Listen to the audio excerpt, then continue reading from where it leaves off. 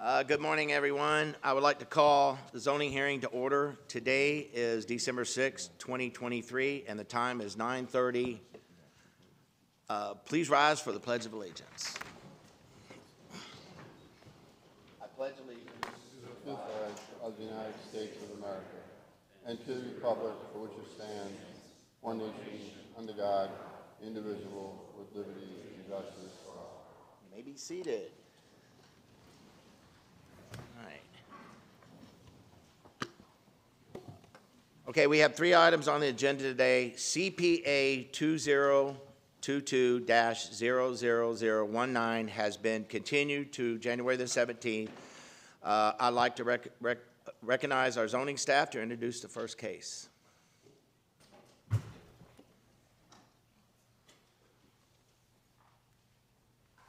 Good morning, Commissioner.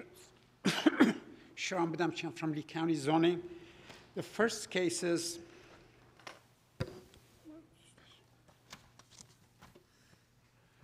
Oriole Alico West MPD. The request is to rezone 30 plus or minus acres from agricultural to mixed-use plant development, industrial and commercial plant development for up to 350,000 square feet of commercial, retail, office, and industrial uses and 150-room hotels. This case was reviewed by the staff and was recommended for approval. Hearing examiner heard the case and recommended approval. There are no differences between those two recommendations, and there were no participants of record for this case. Okay, at this time, does anyone, Commissioner, have any questions for staff? I move approval for the hearing. Second that, Mr. Chairman. Okay. Say that, I'm sorry. I move the item forward Okay. as, All right. as approved by the hearing examiner. Okay. Does the applicant wish to make a presentation? Morning, Mr. Chairman, Commissioners. Richard Aiken for your record. We are here. We can make a presentation if you have any questions. So we are in agreement with the hearing examiner's recommendation of approval and the conditions. So I don't have anything else to add unless you have any questions for me. Okay. No. Any commissioners had a question for Brian seconded it. Right. No. All right. If there are no participants of record, so we have a motion from Commissioner Pendergrass. We have a second from Commissioner Hammond. Are there any objections? No objections? All right, motion approves, 5-0. All right. We staff introduce the second case, please.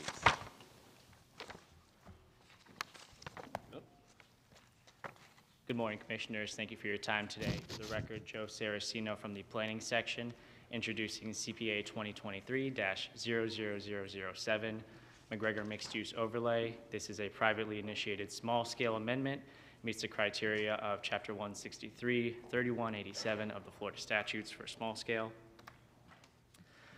This request is to amend Map 1C to add the mixed-use overlay to roughly 1.93 acres along McGregor Boulevard. This proposed amendment will allow for property development regulations that promote a compact form of development in an already developed area of the county.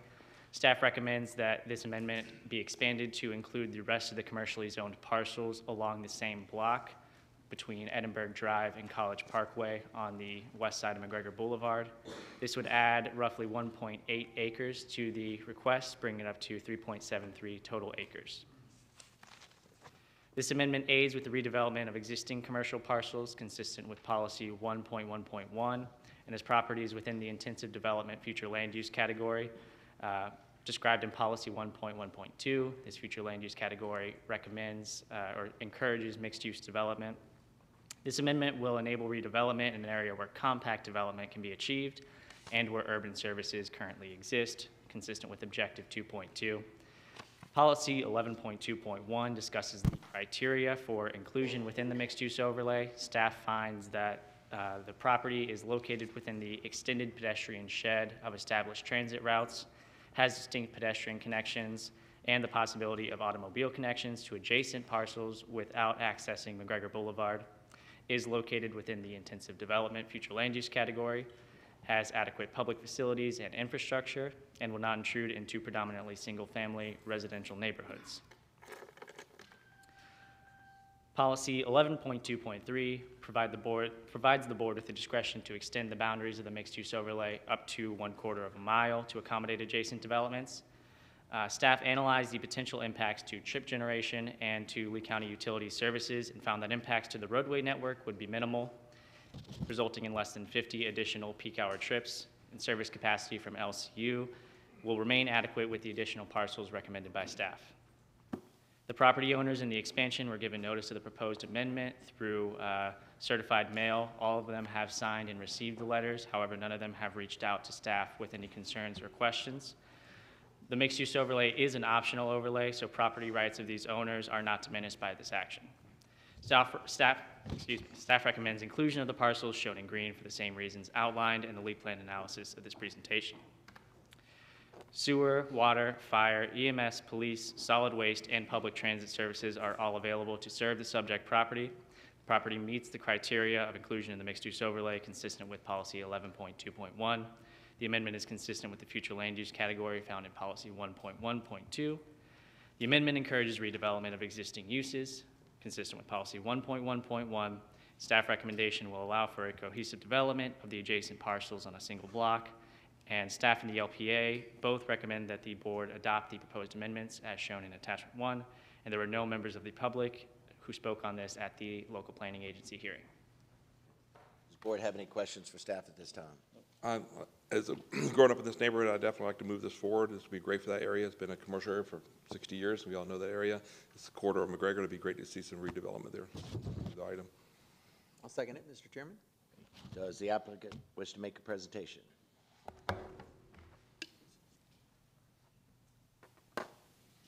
Paul Tarocco with Catrone, just here to answer any questions. We do not wish to present. Any questions from anyone? No? Okay.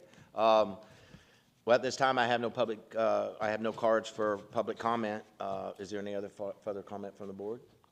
Okay. I think it makes sense. I mean, it's continuity of the properties along the intersection here, so I'm good. Thank you. Okay.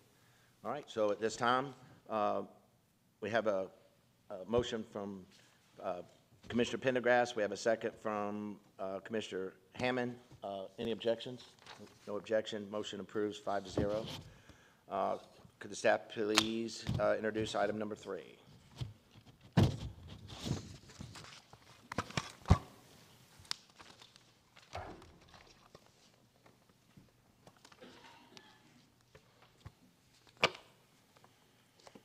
Good morning, Commissioners. Brandon Dunn here with the Planning Section from DCD, here to discuss CPA 2023-00004. This is Building Height and Resiliency, a publicly initiated text amendment.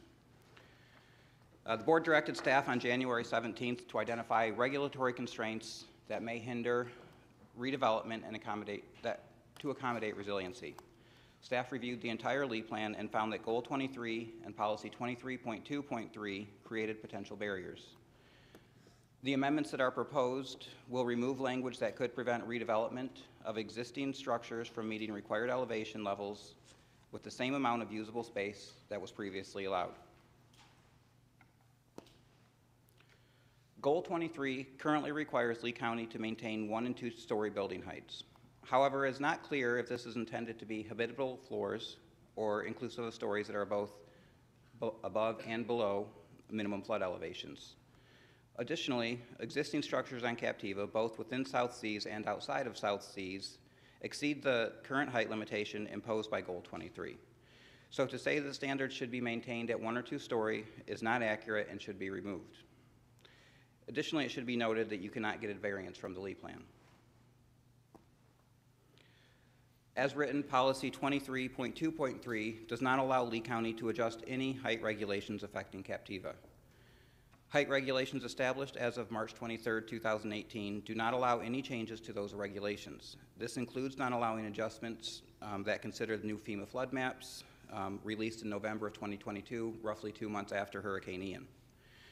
Build back provisions do not provide relief for conforming structures. The BoCC previously found the proposed amendments to be consistent with policies 5.1.2 and 72.2 and the intent of the Captiva goal, including objective 23.2.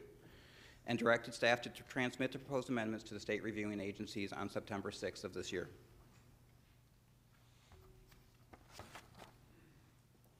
Lee County received responses from 5 state reviewing agencies as well as the City of Sanibel. FDEP, FDOT, FWC, and the Department of Agriculture and Consumer Services had no comments or only technical assistance comments concerning the transmitted amendments. As discussed in the staff report, there was one comment from Florida Commerce urging Lee County to have transparent discussions with the community about the purpose of these amendments. The staff report points out that the amendments were discussed in 8 separate public meetings, including evening meetings on Captiva, Sanibel, and in downtown Fort Myers. Lee County will continue to include opportunities for public input as property requests rezoning changes, as any properties that request zoning changes come forward.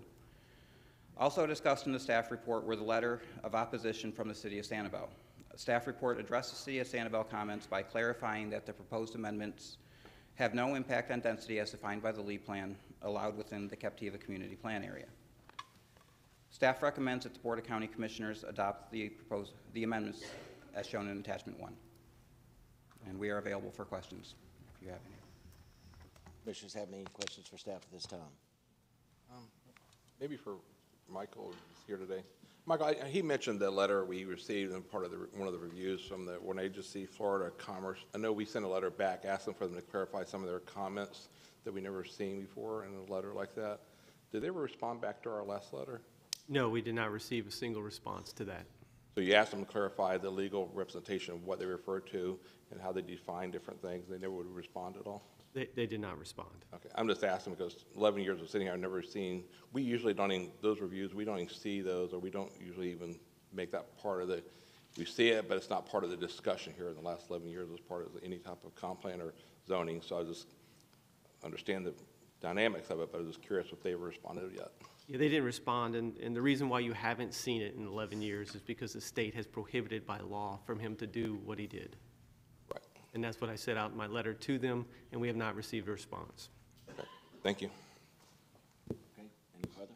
Mr. Chairman, may I ask a question to the county attorney? So, Mr. County Attorney, looking at what we're being asked to do today, is it correct to state that we're really just being asked to strike these words on goal 23, 1 and 2 story building heights, and then on policy 23.2.3, we're going to strike the words established as of March 23rd, 2018, and then the rest of it remains intact, all the stuff about preserving waterways, wildlife, vegetation, water quality, dark skies, all of that is still there?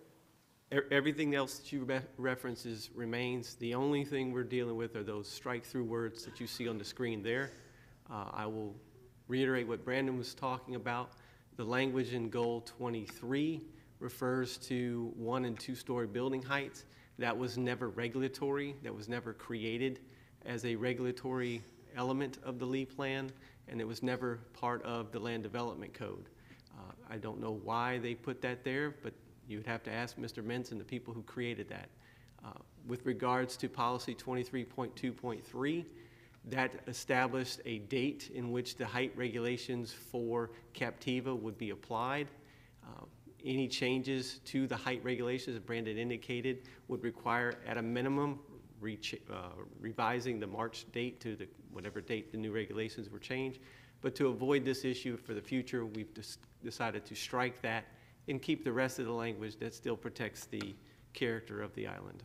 So is it correct to say that at the end of the day, this will still read enforce, at the very end of goal 23, it will still read, and enforce development standards that maintain the historic low-density residential development pattern of Captiva?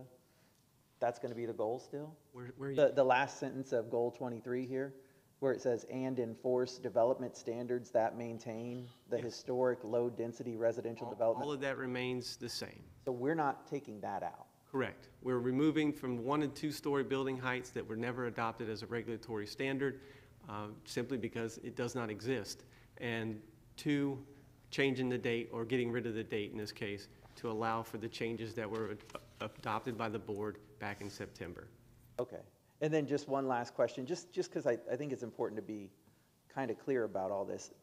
The first sentence of policy 23.2.3 will read, maintain building height regulations that account for barrier island conditions, right? I mean, that's what it's gonna read. That's correct. Anybody that comes in for a rezoning or building permit, whatever the case may be, development order, will be required to be in compliance with these policies and the goal.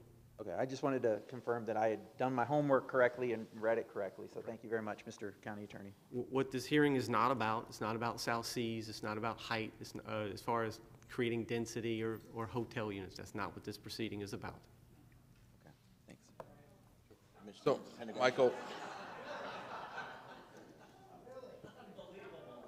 All right, at this time, we'd like to keep a level of quorum if we can in the room. No clapping, no laughing.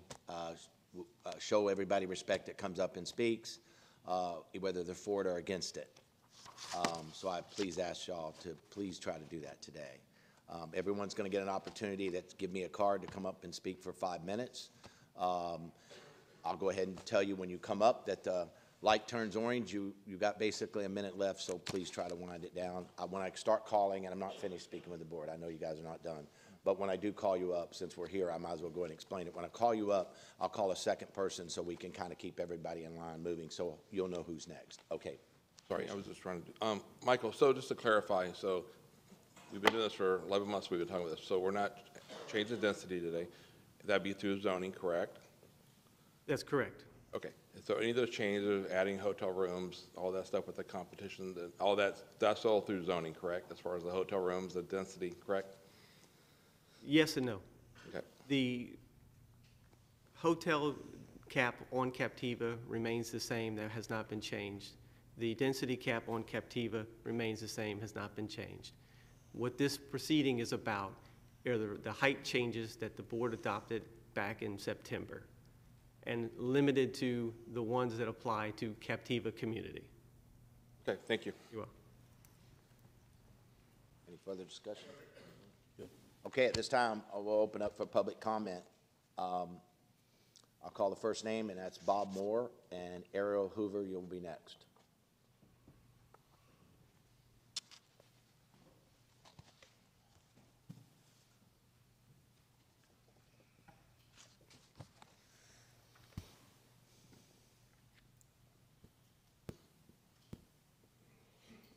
Morning.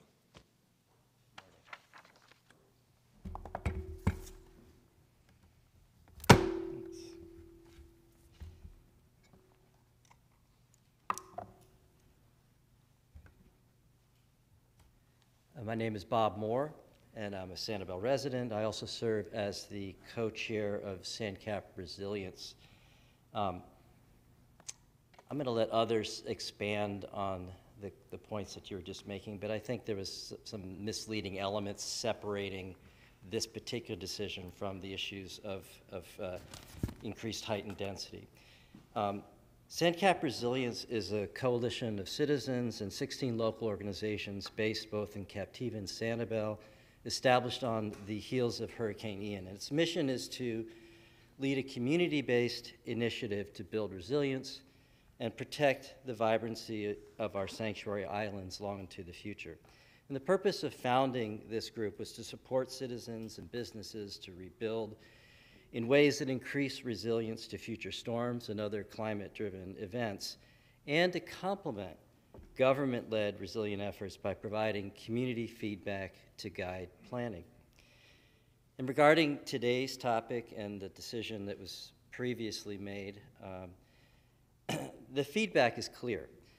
As you've heard this morning, as you will hear this morning, and over the past several months, there is widespread and nearly unanimous opposition to the proposed changes that affect building height and density regulation.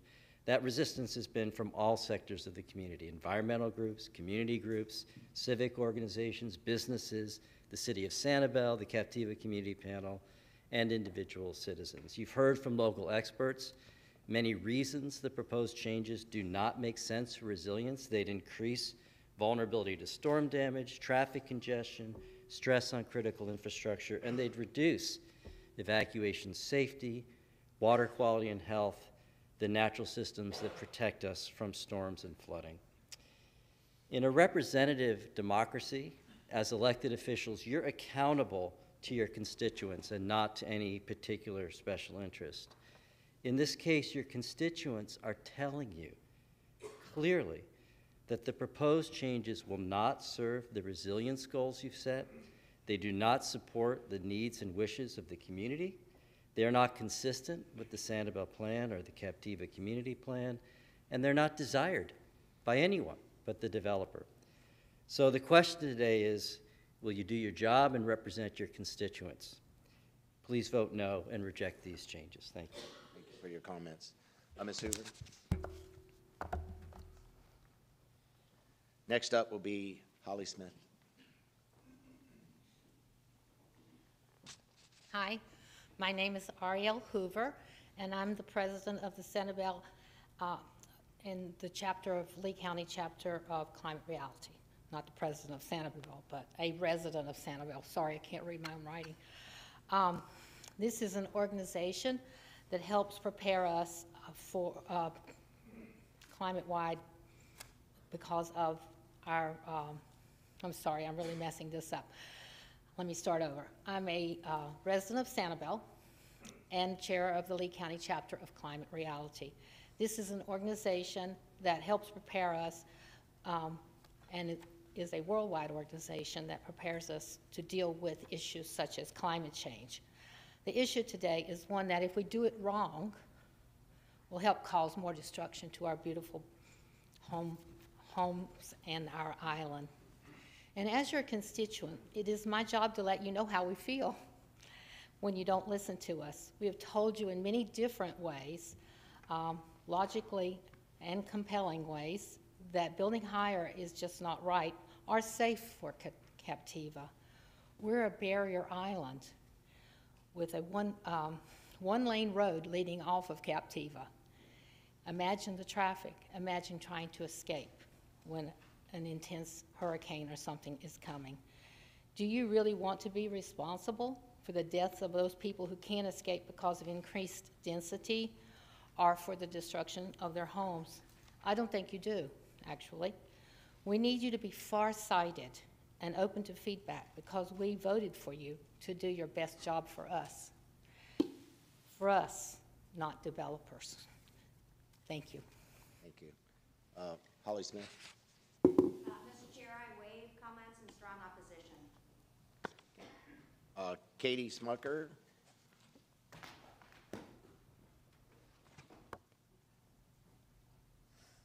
Good morning, Katie Smucker, homeowner on Captiva since 21 and visitor to the beautiful island of Captiva since my kids were born at the beginning of the 2000s. We stayed numerous times in South Seas Resort before we became homeowners on Captiva. And I'm here to tell you that I get it. I get developers want to make money, but South Seas is perfect how it is. It doesn't need any changes. It was a beautiful introduction to Captiva for my family. They don't need to get greedy and try to build it up more. All of the height limits as they are perfectly fine. There's so many units in there. This is about development. This is about money. Charge more money to stay in South Seas. Let's keep a high-end product that we have in Captiva. I try to live my life in the face of so many huge, huge challenges like climate change with the philosophy of I have to be the change. It has to start with me. Please listen to us who live on Captiva. Let us be the change in our community. Let us protect and be good stewards of this beautiful place. So many places in our country and our world just die, that they just become consumed as a product and the bottom line takes over. Please let us take care of this special place for our children, for our grandchildren, for future generations. That's a win for everyone. Thank you so much. Thank you. Next up, Lisa Reardon and Marilyn Frederick will be next.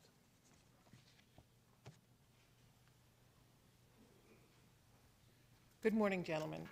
I'm Lisa Reardon. I'm a resident of Captiva, and I also speak to you today on behalf of the Land Use Committee of the Captiva Civic Association, of which I'm chair. I come to speak to oppose the item before you today. The action that you take today, coupled with the actions taken at previous meetings, would create two very different set of rules for buildings on Captiva. The restrictions within South Seas would be far less stringent than outside, and for property owners outside. This is not what was stated back months ago when we were told that you were trying to make changes so that the plan and the codes would be uniform throughout Lee County. It is not uniform on Captiva. By permitting the increased heights of the buildings on South Seas, you provide the basis for increased density. No one sitting here today believes that they would build a higher and taller hotel if they weren't putting more units in it than stand there today. That's the basis for the increase in density. Taller buildings means more units within those buildings. You are all aware of the fragile environment of our barrier island. I hope that you have all visited and enjoyed that beautiful island. You're also aware of our very limited infrastructure. As someone has already said, there's one road in, there's one road out. We and some roads on Sanibel are still unpaved, and we like it that way.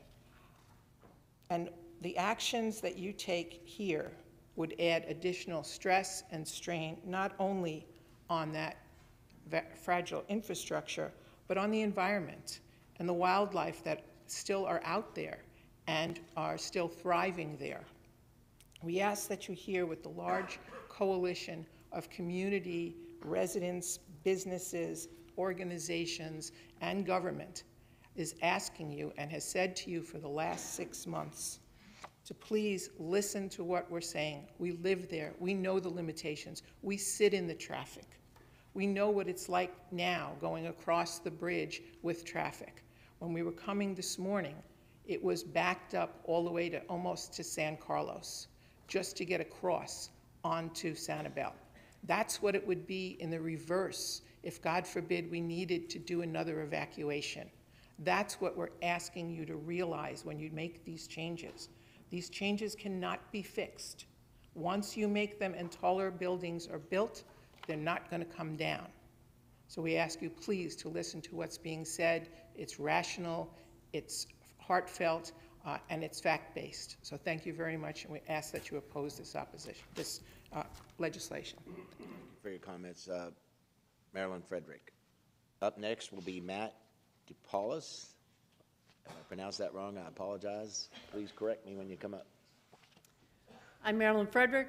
I'm a resident of Captiva and a registered voter there. I'm in opposition of this as a resident of Captiva, and I ask you to listen to your constituents.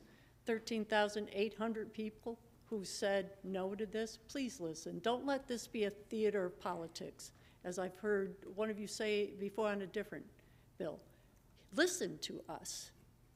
This would hurt Captiva. This would hurt the families that you've promised to uphold. This would hurt the environment, the waterways. This would endanger so much. Please listen and vote no on this amendment. Thank you. Up next, Matt.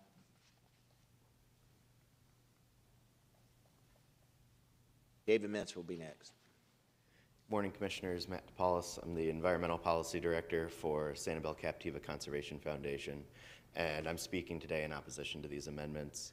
I think throughout this entire process, we've seen the idea of resilience surface in a bunch of different ways. We've seen some creative interpretations of what resilience means, and I think at its base, this understanding of having a survivable community in the face of increasing storms is one definition that we're all engaging with. But I think a large part of resilience is also the community that is showing up today, the community of Captiva that has unified around this issue.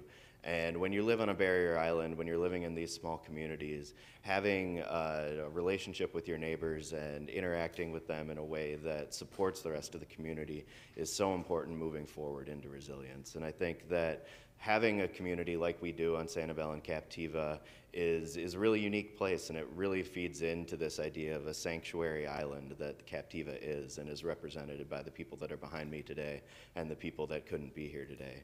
And I think as we move forward looking at what a resilient island can be, it's really important to identify and understand that we have this unique community who's standing up today and supporting their values that have brought us into this position where we have an island community who is really, really unique in not only South Florida, but the world. And it brings people from all over the world to support our tourist-based economy, to support the real estate that goes on in that place.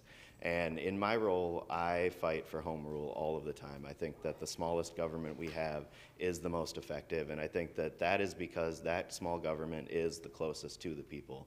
But it's impossible to support a small government that's not listening to its constituents. And when you have something like we see here during this entire process, where almost complete unification of a community has stood up and said that we do not support the way this is moving forward, being really cut out of the process at many of the times. We've had a lot of instances of community engagement that were nominal.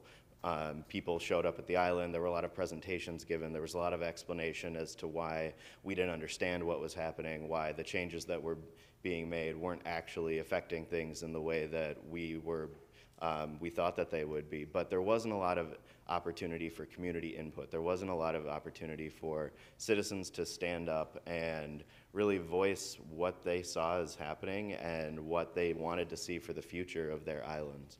And coming up to these hearings in downtown Fort Myers in these chambers is really the only opportunity, and I really wish we would have had opportunity to engage a lot earlier in the process so we all could have worked together to make a robust, resilient community. But now as we sit here today, I think that there is a lot of fear of what the future for these islands can hold. We're sitting in a place where we don't know if the Captiva that we see today is the same Captiva that I'll be taking my kids and my grandkids to 50 years from now. And I think the decisions that you're making today are really going to set the standard for what Captiva is in the future, what Sanibel is in the future, and what these sanctuary barrier islands are. So I would hope that you listen to your constituents and please vote no on these amendments before you today. Thank you.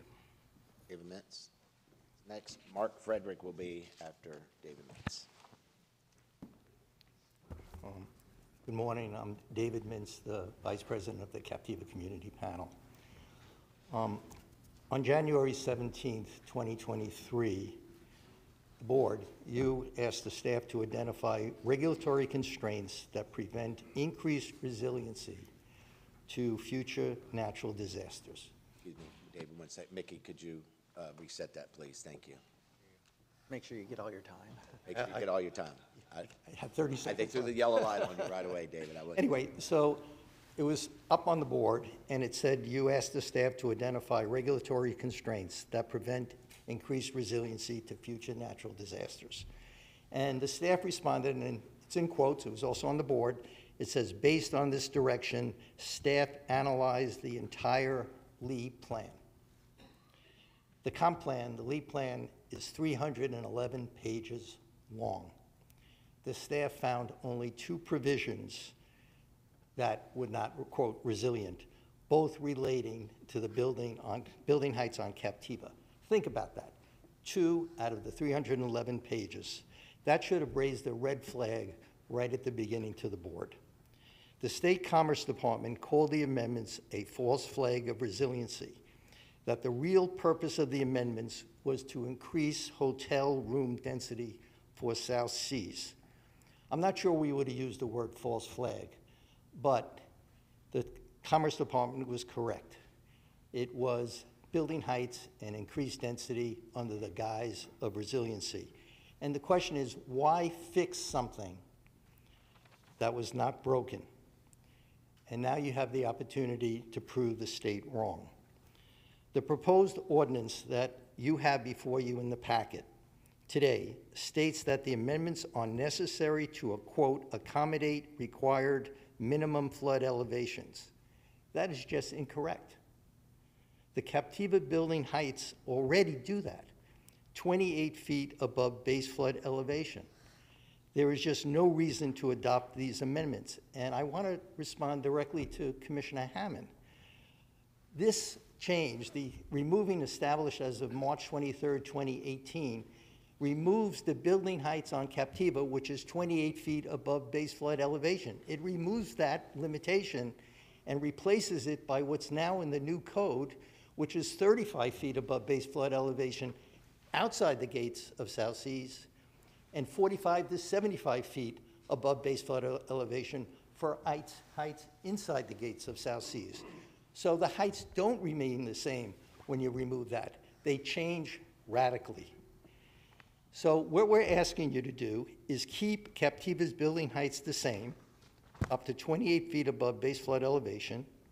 Let Captiva keep its goal of 1- and 2-story buildings, and we can state on the record that it has always meant 1- and 2-story buildings of habitable and permittable floors. And let me add, there is no mention of South Seas in these amendments whatsoever, nor should there be.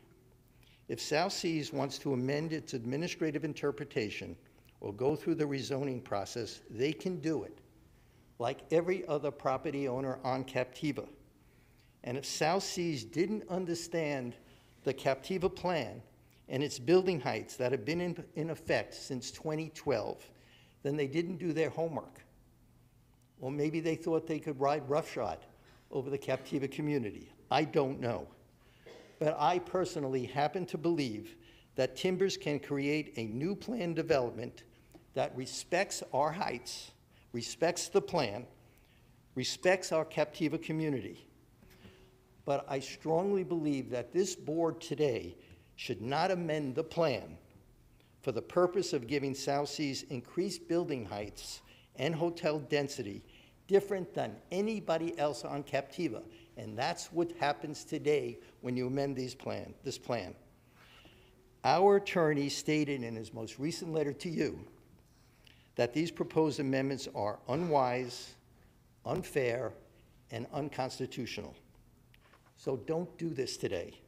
By voting no, or by just doing nothing at all, you can quell a lot of anxiety and undo a lot of damage. Thank you. Mark Frederick, you're next, and after that will be Joe Barbie.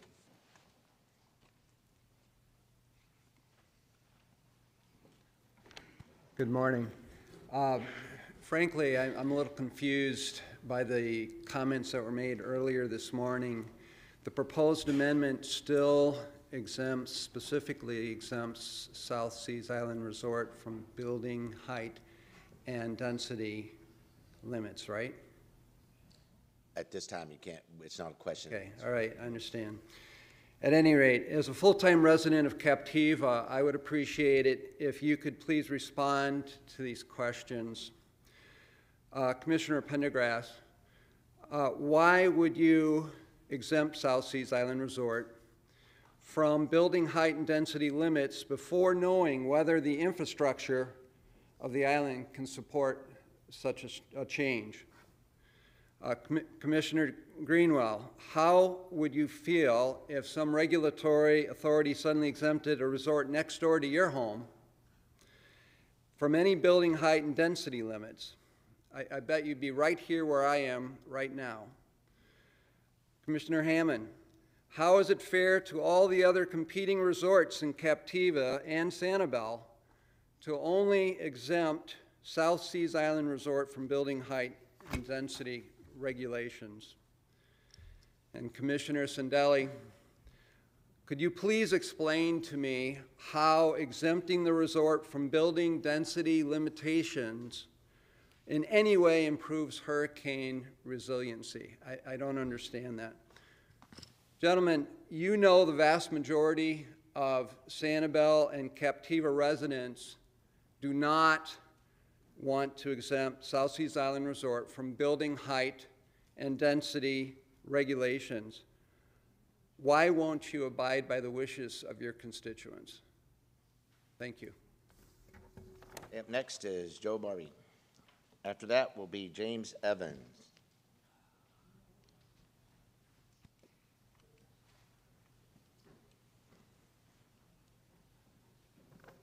Gentlemen, this is the biggest bunch of garbage I have ever laid eyes on.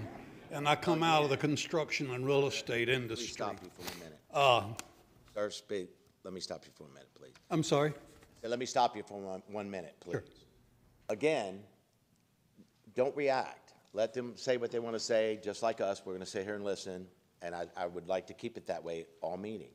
Thank you. Please go ahead. Thank you, sir. I'm Joe Barbie.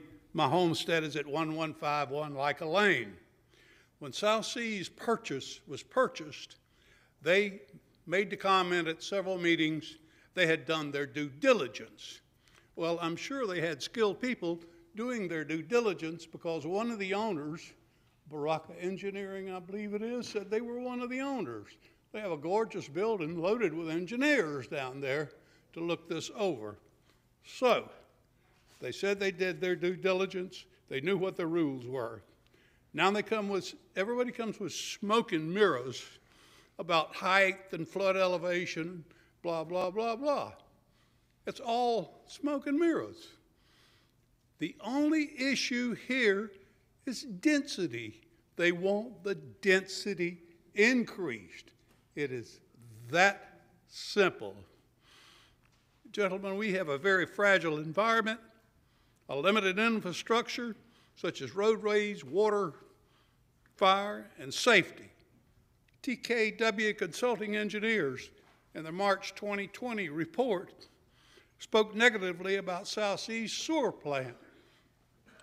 They say it's in the mangroves, and that rising sea levels will get it. Also addressed was pollution from the road. They tell me, the engineers do, the environmental engineers, a good portion of our pollution in our waters come from the roads. So you get more people, more traffic, more pollution in our waters. Private property rights. Do not give them the right to infringe on my private property rights. Gentlemen, the reason for your existence is the protection and promotion of the health, safety, and welfare of our community. We're asking you today to please protect the health, safety, and welfare of our very fragile community. Thank you, gentlemen. Thank you, Mr. Barbie. Up next is James Evans, and after that, I believe it's Jay Brown. Morning, Commissioners. For the record, James Evans. I'm the CEO of the Sanibel Captiva Conservation Foundation. Thanks for allowing all of us to speak on this important issue today. And I'm not going to reiterate what many of the other speakers have said before me, which I think spoke very eloquently about the reasons why we oppose the amendments to the Land Development Code, or the LEA plan in this case. But I think it's very, very misleading to suggest that today is not about density and height. Of course, there are some height changes, but the reality is the changes that are being made today are to create consistencies between the LEA plan and the Land Development Code that will allow South Seas to move forward with a plan that will allow them to increase density and height at South Seas Island Resort. And we all know that because we've had numerous discussions before you to talk about this very issue. And the Sanibel Captiva Conservation Foundation is very much opposed to these. We stand with all of our other organizations and our communities on Sanibel and Captiva in opposition to this. Over 13,000 people signed a petition in opposition, of which over 6,000 of those were Lee County residents. So again, I'm not going to reiterate what others have said, but please listen to the communities that oppose this, nearly unanimous opposition to this proposal, and vote no on these amendments. Thank you. Jay Brown next, and following will be Mike Miller.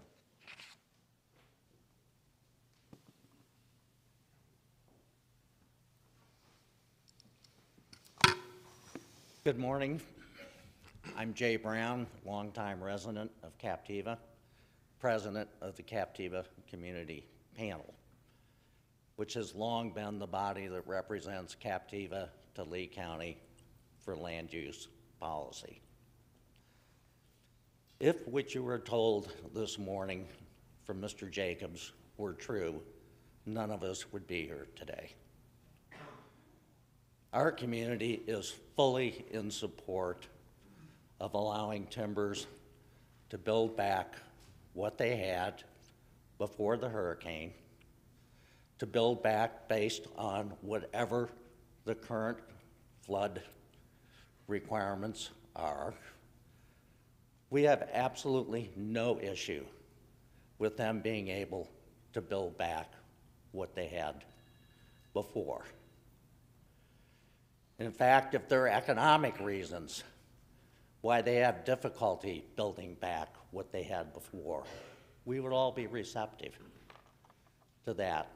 The problem here is that you're making land use changes that will increase density and building heights on Captiva that have nothing to do with resilience. I think you all know that. This is all about a property developer wanting to achieve development rights that never existed prior to the hurricane.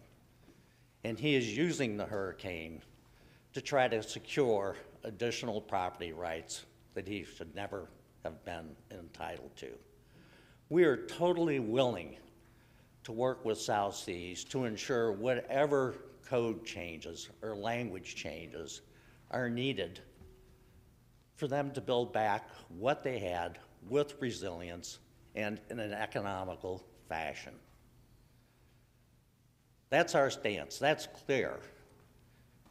Anything beyond that is just baloney. You know, you all could just tell us to get together, the panel, with staff and with South Seas, and if there's any confusion about what they're able to do, that can be cleared up. But the reality is that what you're doing now is going to dramatically increase the number of hotel rooms on Captiva, significantly increase their rights to develop far beyond what existed before the hurricane. So this is why the community is reacting with such vigor to everything you're doing. If it was really about allowing South Seas to rebuild with resiliency and to rebuild economically, the community has no issue with that. So I would urge you to stop, pause, require South Seas and the panel to work together to make sure that they are able to build back what they had before with resiliency, with the building heights that are needed, okay, based on whatever today's flood elevations are. There is no reason for you to be doing anything other than that, other than if you prize development and you think development will be good for Captiva and Lee County. If you prize that over the rights of our community to maintain it as a low-density, small-scale, ecologically oriented community, which is what this community is uniquely all about. So I would urge you to stop the charade. There's steps you can make to make sure that they can build back what they had economically and with, you know, the appropriate flood elevations. So I would urge you to do that. Thank you. Thank you. Mike Miller. Up next will be John Connor. Mr. Chair, I waive the opportunity to make any remarks, but I am opposed to the proposed amendments. Thank you, Mr. Miller. John Connor.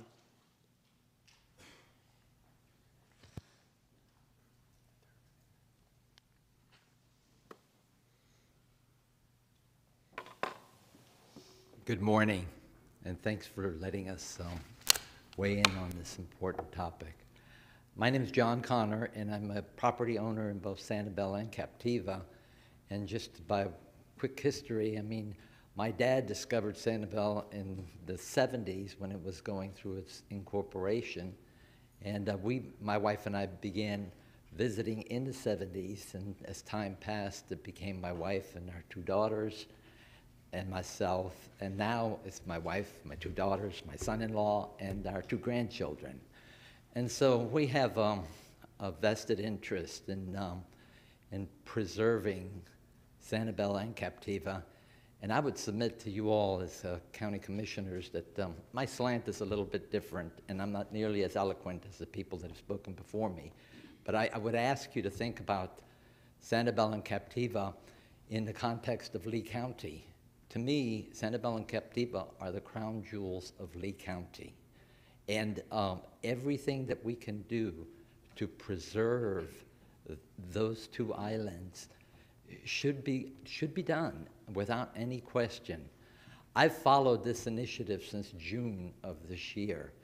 And I'll tell you, I practiced in accounting for 45 years. And I've never been more baffled by a series of events and how this situation has unfolded.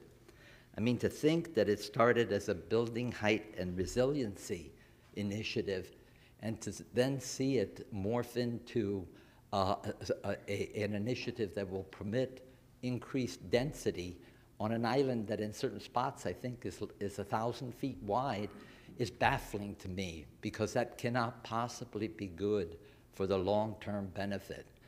And then, you know, I mean, when the disaster in Hawaii happened, I mean, it really struck me that I sure hope we aren't going down that path, because I know very little about it, but I at least have seen some indication that says that too much development contributed to that disaster. And I would really hate to see that happen to Captiva, to Sanibel, to Lee County, because it's something that I don't know that we can ever recover from. And I feel an obligation to my grandkids to preserve, not just for them, but for their future generations as well. So please, I ask you, I can't tell you what I'm asking you to do other than to respect and protect Captiva. If you can do that, then I think that, that our mission will be accomplished. Thank you very much. Up next is Lynn Edgerly, and followed by Sarah Spector.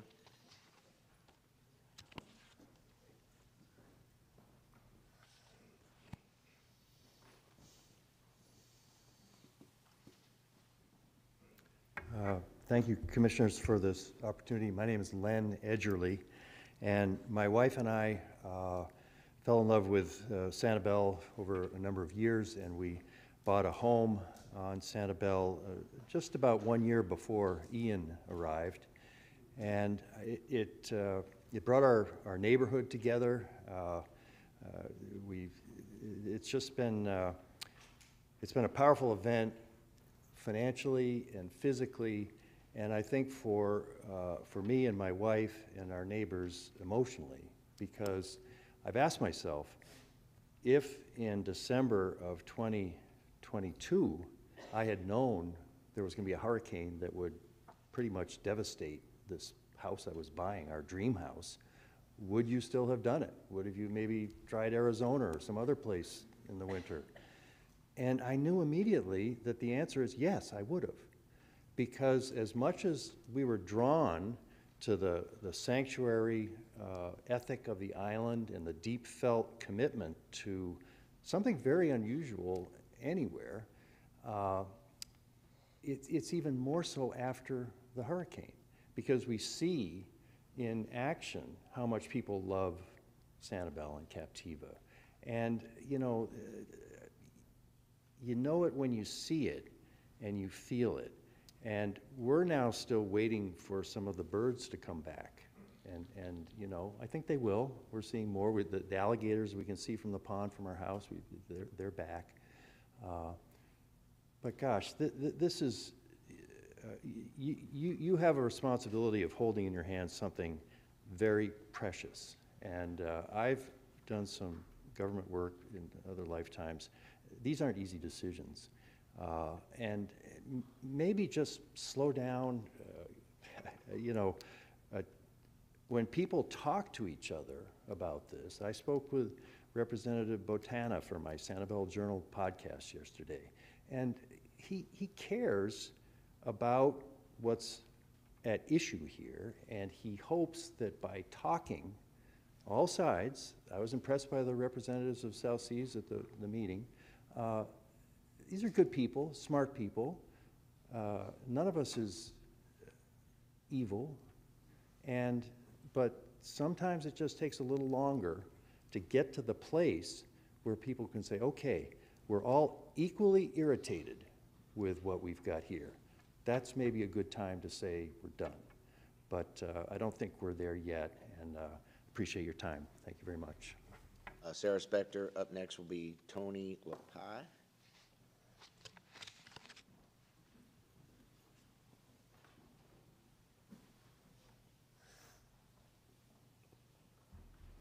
Good morning. Sarah Spector with Retzel and Andrus. I'm here on behalf of RLR Investments and Royal Shell Realty. One thing I would like to discuss today that I don't believe has been addressed is with regard to the previously approved land development code amendments. Those were purportedly adopted to clarify the build-back provisions and to treat everyone equally, all in the name of resiliency. Whether it does that or not, I'm not sure. But what I do know is that there are two important things that came out of that. First, the changes clarify the build-back process and allow for build-back of what existed previously. Therefore, there should be no need for deleting any height restrictions in the comprehensive plan. Instead, that would only benefit new builds and new construction. Additionally, no one on Captiva asked for this change. Everyone on Captiva has asked to be treated equally and to recognize the hard work that they have done previously, which one of those is being struck from the comprehensive plan in this proposed amendment, being the height restrictions that they put into place back in 2018. So what I would ask is that you recognize the work that the Captiva Community Panel did previously, what the residents asked for previously, and not adopt this amendment today. Thank you. Thank you. Tony LaPie, if I pronounce that wrong, please correct me. Loppy. Loppy. I've seen people slaughter a lot worse, so don't. Okay, well, thank you. You're fine. Bad. Yes, sir. Tony Loppy, for the record, owner of Tween Waters Inn. I've been on Captiva for 48 years. People often ask me, say, how's Captiva changed? Smaller houses got bigger. Okay, that's fine. South Seas is going to change. There is no question about it. They have the right to build according to the current regulations. And those regulations allow them to take the old places that they had for employee housing. That's going to change South Seas dramatically. The number of units automatically will increase. And I'm not against that because they were entitled to do that. They knew that when they bought that. But I am against them to raise the height or the other density rule that they were talking about. Competition, I'm not afraid of competition. I welcome it. I mean, obviously, CVS builds on one corner, Walgreens goes on the next. I'm not afraid of that. I think number one, everybody on the island wants to see South Seas succeed, but they want to see it to succeed according to the regulations, not this regulation. So people, you have a great opportunity here to keep things in check. I think some of the comments made here today were super. They were right on point. People need to talk, but you can't go in and try to bully somebody or change the rules. They can't do that. That's not fair. It's not a fair fight. So I hope you do the right thing. You got a great responsibility here. I encourage South Seas to go forward with their plan, provided it stays within the rules. Thank you. All right, up next is Lehman Welch, and Bruce McDonald will follow.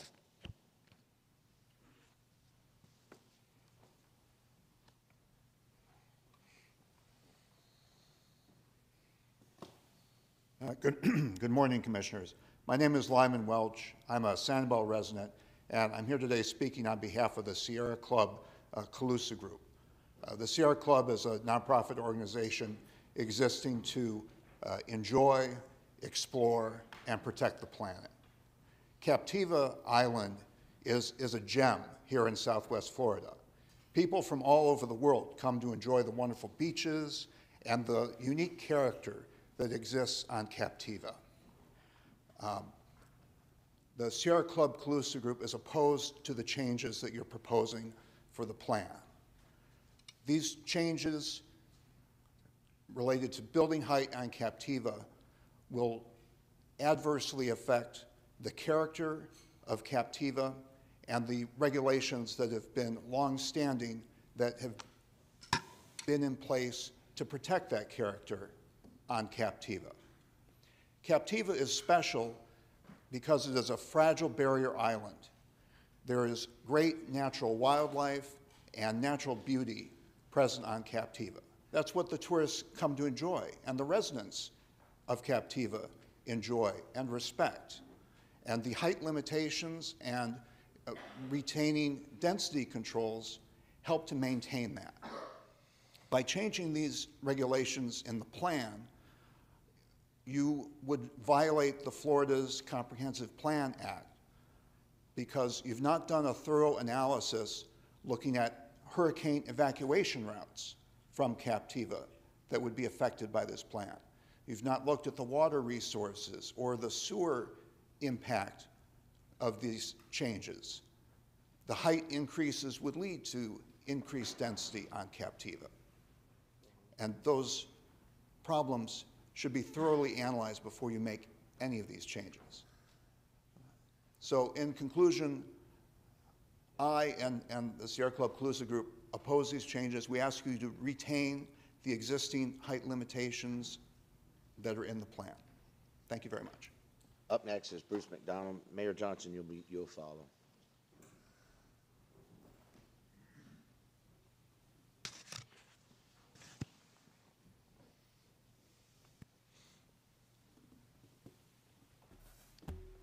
Good morning, and thank you for the opportunity to come before you this morning and speak.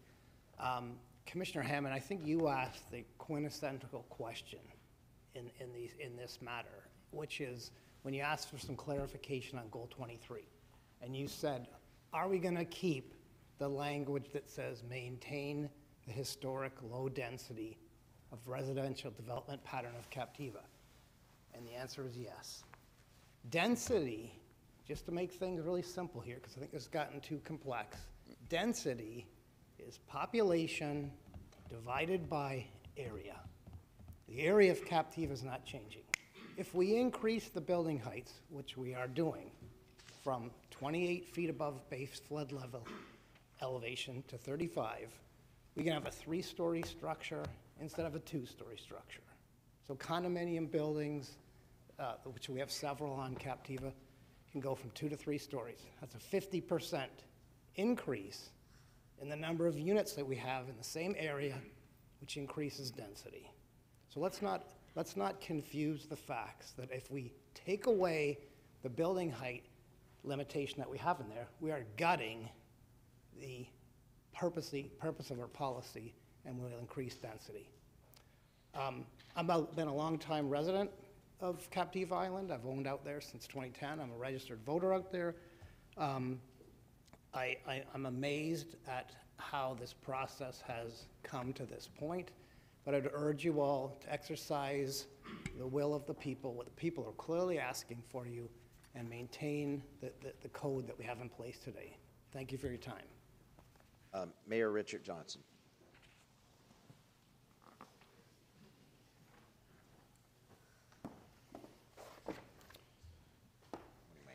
Good morning, Chair Greenwell. Good morning, Commissioners.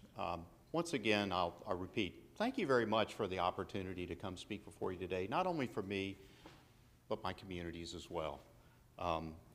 Even though we show a little emotion at times, I appreciate, Chair, your comments there, and we will be respectful. And we're asking for that same respect, not just in these chambers, but in our communities. I am the mayor of Sanibel at this time. I hold the office. I do speak for the city of Sanibel, its residents, its businesses, in some ways its visitors, your constituents. We overwhelmingly stand beside our sister island of Captiva in opposing these amendment changes, these land development code changes. We stand with those residents, we stand with those businesses, we stand with those visitors. Once again, your constituents in opposition of these changes. You've also heard from the state of Florida Department of Commerce. I'm not going to go back into that, but the message is loud and clear. You've also heard from the Lee delegation. They are considering taking this matter up as well. I would ask that you take all that into consideration and make sure that you make good decisions. A couple of facts that haven't been stated clearly, or maybe they have.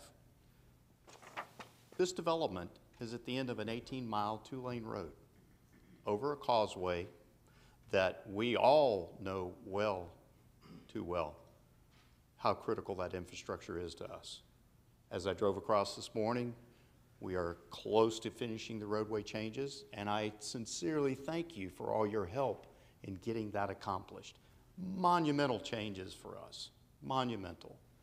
But I also recognize that traffic was backed up, not only almost to San Carlos, but I came down McGregor and it was backed up for miles on McGregor as well. So we have an already burdened causeway. We have limited potable water. Island Water Association provides water for the island of Sanibel as well as the island of Captiva. We also have limited wastewater facilities. We have troubled wastewater facilities on the island of Captiva. I'm proud to say that the island of Sanibel, the city of Sanibel, has just recently endorsed Phase 4B, the final phase of our sewer to septic conversion, or septic to sewer conversion. I'm very proud of that in the advanced wastewater treatment we have there. Most important, both of these island communities are in coastal high hazard zones. Another fact that's not going to change. The limitations that are in place today were placed there to protect Captiva. You heard from other speakers this morning, and I think people have done a great job of relaying the facts and talking about what's most important to your constituents on the islands of Captiva and Sanibel. Those limitations are in place today to protect Captiva from overdevelopment. One of the things that we don't know what the developer intends.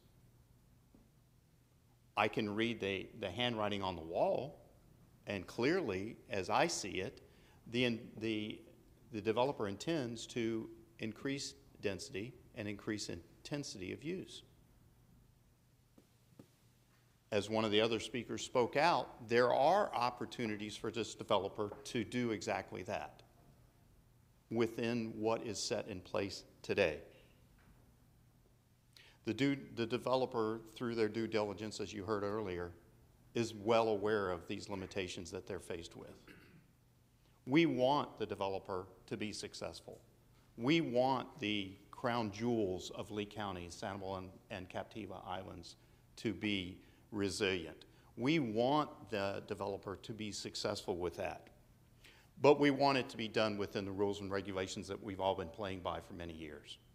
They knew those rules and regulations and they need to follow them. So as one elected official to 5 others, I implore you to vote no on the topic today, and let's get back and let's focus on what is in the best interest of Captiva, Sanibel, and Lee County as a whole. Thank you very much for your time today.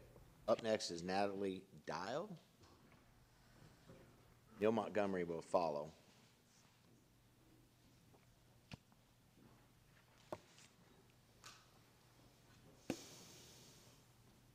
Good morning.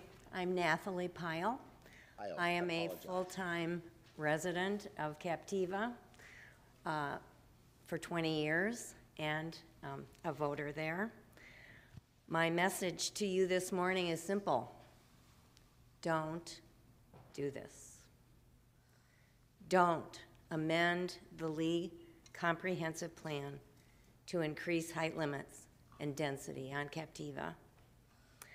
I appreciate all the comments from my community. And I want to speak as someone who's been involved in planning on Captiva for all of those 20 years that I've lived here.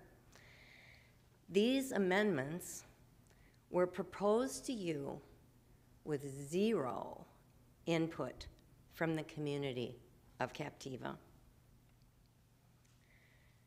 Captiva residents have devoted years of careful planning that's been previously endorsed by the Lee County Board of Commissioners in the Captiva plan of the Lee County Comprehensive Plan. Adoption of these changes makes a mockery of those planning efforts, and I would say, indeed, for all of planning efforts in Lee County. All residents and stakeholders of Lee County should beware of what you are considering here. You already know, and has been clearly stated, the proposed amendments jeopardize water resources, future wastewater treatment, hurricane evacuation, and not least, the fragile environment of our barrier island. The precedent-setting amendment to benefit one property owner will surely lead to more intense development over all of Captiva. Please don't endorse bad policy. Vote no today. Thank you. Neil Montgomery. Good morning. For the record, Neil Montgomery. I'm really glad the staff left the language up there because I've heard a lot of discussion about a lot of things, and very little of it deals with what's actually before you. I appreciate Commissioner Hammond pointing out that it doesn't take out the language that says we're going to maintain historic low-density residential development. That's still in there. What it does do in the goal is recognize reality. If you'll recall from earlier discussions, there are more than 50% of the buildings within South Seas are 3 stories. Also, as I drove around the island, I noticed that there's a majority of single-family homes are 3 stories. There's been a lot of discussion about whether that's habitable floors. There's no mention of habitable in that language. It just says stories. Therefore, the change recognizes reality and allows people to rebuild. So all we're doing in the goal is making a correction, and I do agree with Mr. Jacob that goals are aspirational, they're not regulatory.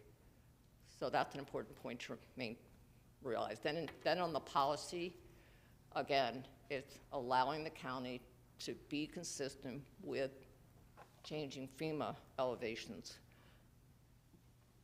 I also want to talk about the fact that, yes, the Department of Commerce made a comment, but it wasn't official work, and the county responded to it in an October 20th letter that was 8 pages that very thoroughly addressed why that was incorrect and inappropriate.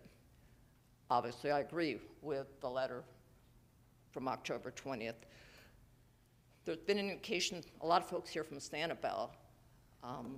I would submit that Sanibel has the same problem, and they've addressed it. They've changed their height regulations to address resiliency and compression. If you'll recall, previously, the problem is if you don't adjust the regulations, you lose the floor or you lose several units. And I know Mr. Jacobs is familiar with Paul McMichael's memo and a lot of the hearings that have been out there, but basically there's no difference between what they've done and what you're trying to achieve, and that is to provide for resiliency and the ability to maintain what has historically been there. There's also been a lot of discussion about treating everybody the same. I would submit if you, and a lot of the folks that are here live there, but if you drive around Captiva or you go on websites, you'll find that there's a vast majority of homes are vacation rentals that aren't regulated by the county, and you can have anywhere from 10 to some of them to 30 people in a house. and you can have 3 vacation rentals on an acre. So there's not really an equivalency in terms of what occurs. Likewise, there is another hotel on the island that has 13+ units per acre. So there's a lot of obfuscation about what's really going on. None of it's relevant to what's here today. What you're doing is correcting the plan to recognize reality in both instances, and I would encourage you to vote yes. Chairman, if I could, I'd like to recognize Neil Montgomery. Today's her birthday. So happy birthday, Neil. It is my birthday. And just for the record, I shouldn't be in a hearing on my birthday. Happy birthday, and you get the rest of the day off today. 30 looks good, by the way. Hala Sandberg is next, followed by Noah Valenstein. Did I pronounce that right? Is there a Hala Sandberg? Alice Sandridge. Huh? Alice Sandridge. Sandridge. Oh, wow. Okay, I'm sorry. She's not here. Not here? Okay, go If you ahead. don't mind, I'll step in. My name's Noah Valenstein. Okay, yes, sir, go ahead. Got the privilege of both working with the South Seas Island Resort Ownership Group. I also was the former Chief Resiliency Officer for the state of Florida. As part of our engagement with the resort, we've been working on their own resilience and environmental protection plans for their property. Had the privilege of engaging Brazago, which is a nationally known resilience group located here in Florida. I know you've heard both previously from Brazaga and myself that the ordinances and the process the county's gone through is really a role model and roadmap for other communities in Florida. You already see communities in Southeast and other coastal areas in Florida doing the same thing, which is assessing their height restrictions and regulations and making sure there are clear regulations in place and a clear pathway for rebuilding to make sure that after a storm or even before a storm, there's a clear signal to the economy that you understand the choice is not risking public safety or losing buildable square footage, but that you should be encouraged to elevate and have safe, habitable, resilient structures. We appreciate that. The last thing I'd mention is, again, what's before you today is staff's done a good job of outlining is that question. Look forward, again, to any future zoning applications the staff mentioned to go through other environmental issues to discuss them then. I would mention that in the review of what's before you today, that the Department of Environmental Protection reviewed and commented that it did not see any impacts on the natural resources under its purview.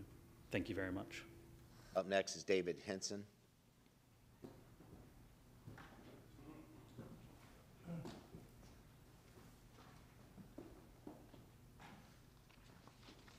Hi, good morning, Commissioners. David Henson for the record. I'm here to support the comp plan amendments. There's really only 2 things that are changing, and they're on the screen in front of you. It's removing of the reference between 1 and 2 story building heights, and then it's kind of the administration of removing the established as of March 23, 2018. I think it's important to give some context on what currently exists at Captiva and also inside the gates at South Seas. As Neil said, there's over half of the residential density that's in multifamily structures at South Seas is in 3-story over parking buildings currently. And then there's also some examples. There was even one that was on one of the previous slides. It's in the presentation of a multifamily structure that's 3 stories over parking that's outside the gates at South Seas, and it's still part of Captiva. Although those 2 are the main items that are addressed, there's obviously been some public comment and some confusion on what's going on in the comp plan amendments, what was done in the LDC changes, and then what's also going to be included in the future rezoning at South Seas. You've heard some stuff about how this only benefits one property owner and that it isn't fair. If the conversation's around fairness, then I think it needs to be brought up that there's really only 2 resorts on Captiva that has size. There's South Seas, and then there's also Tween Waters. So according to the property appraiser, Tween Waters has 139 units on 10.4 acres, which equates over to 13 units an acre. So when people are saying that South Seas is coming in and they're ripping out the 3 units per acre, I mean, there's only 2 real resorts on Captiva, and the other has 13.1 units per acre, or 13.4. You know, I think one of the main, you know, differences is that South Seas ownership also has over 120 acres of privately owned land. And so in comparison to Twin Waters with only 10.4, you know, I think, you know, viewing, you know, those two resorts differently, you know, probably has some significance. You know, if also, and kind of, you know, the talk on fairness, you know, I feel what's really fair in this situation is to allow the resort to go through the county's well-defined zoning process, which South Seas has always said that they're, you know, wanting to do. And then all concerns are going to be met with, you know, professional, impartial studies and dialogue.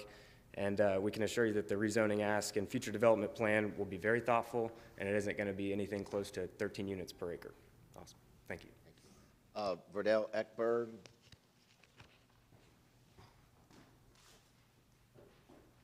Anthony Solomon will follow. Good morning, guys. I'm Verdell Eckberg. I'm the Director of Sales and Marketing at South Seas. And obviously, we want to move to vote yes on the amendments. But just a couple of things. You know, I've been pretty engaged in the community for about the last 8 years. And over that time, we hear, when are you going to renovate? When are you going to renovate? So now we have an owner that's willing to do that. But we have to do it in a resilient manner.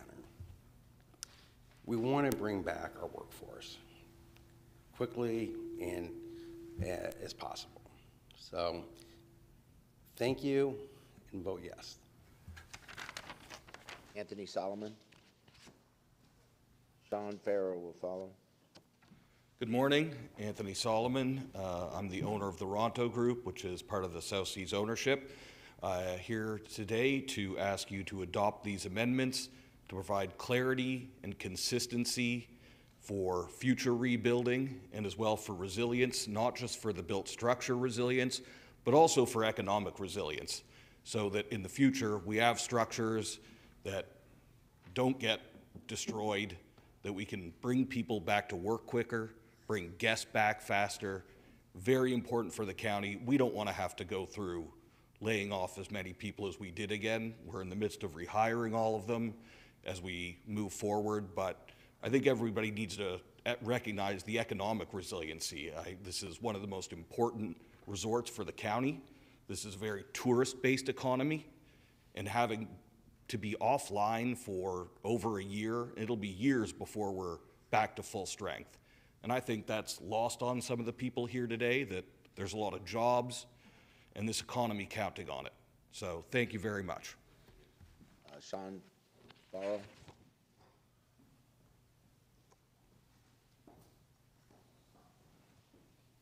Morning, Commissioners. Thank you. This has been a rough, my name is Sean Farrell. For the last 13 years, I've been a Lee County resident and the general manager at South Seas Resort. It's been a rough period of time and over these few months, and you know, over that 13 years, I have serviced the resort guests, my teammates at the resort, the owners and residents of Captiva, members, and I've closed the resort after storms. I've evacuated them.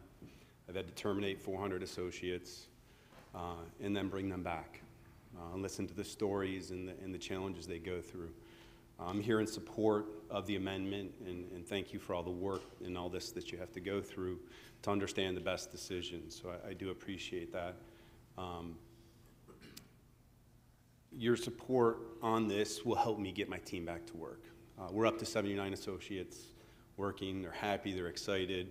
And like Verdell mentioned, you know, we want the resort to be great. We want it to be a beautiful resort. We don't want it rotted wood falling apart, waiting for a storm, where you've got to close it and I've got to send all those people home again. So thank you for your diligence and hearing me out. Terry Smith, followed by Alexis Crespo.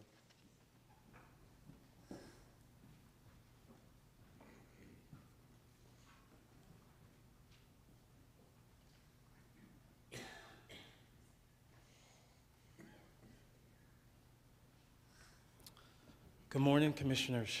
Appreciate the opportunity to speak. One of the things that's kind of hit me a lot since being here, and I appreciate it probably more than I think the residents feel is that their passion is definitely feeling. And I have the same passion to work, have the same passion to give, and because of that same passion, it has allowed me to see why people want to come here and why people want to stay here and why people want to live here. And I work here and I love it. And so I appreciate their passion of coming in and speaking on behalf of those things. I try to see things in two perspectives, and I think sometimes we use words that kind of don't allow other people to see it properly. And so for me, it's just kind of making it in layman's terms. Resiliency is about just being strength, and I think Timbers is trying to build something stronger so it can last and make it through. Currently, right now, this hotel is sitting on the ground, and so building it up is important.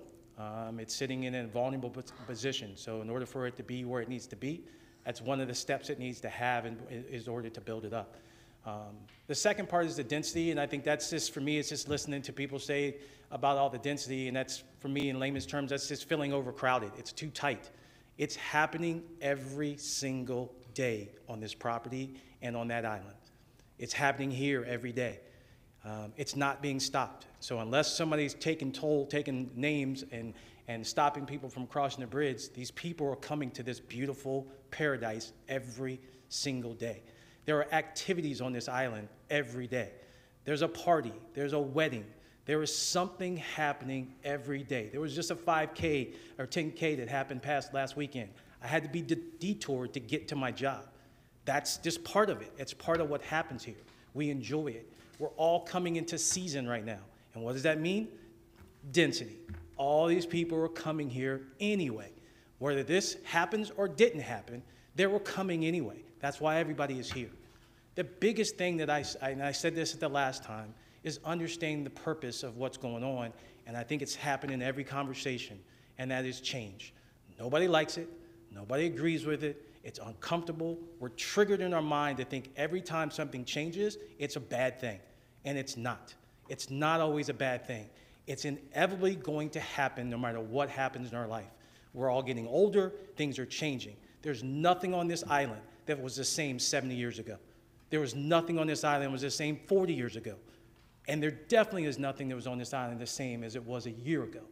That devastation changed everything in everybody's mindset. So I lived in a town for 30 years in Ohio. It's Dublin, Ohio. Dublin, Ohio, their aesthetics is all about keeping everything the same. There's no building that you can barely see. There's no lighting on any building. Even the McDonald's, which everybody sees as golden arches, doesn't have anything on it. Until one day, the EMS and the fire department were not able to get where they needed to go because there's no lighting in these areas. So the safety had to change, which is what's going on here, the resiliency. The safety had to change to make things better. So now there is a golden arch. It's not as high as you would normally see on the road, but it's there so that people can see. But adding that piece to it in reference to the resiliency is now they bring more people to that actual location that people can see it and they can go. And now that brings business. And with business brings more people, and that's what's been lost right now with everything that's happened with the economy and the businesses that's changed on the island. We drive it every day. There's certain residents, there's certain businesses that are not there and not coming back. And in order to get them back, you have to have people to do it. And I want to expedite this process so that not only myself, but also my brothers and sisters can get back to employment, but more importantly, the community can get to a place where they're getting back the resources they need to help them rebuild as well. So I appreciate your time on this. I know it's been very tough and challenging, but again, we appreciate the opportunity to speak. And for myself, it's not about necessarily where I approve or don't approve, but I think that the option is we've got to look at options that are about changing. But I do want this to be going forward, so I do appreciate your time. Alexis Crespo.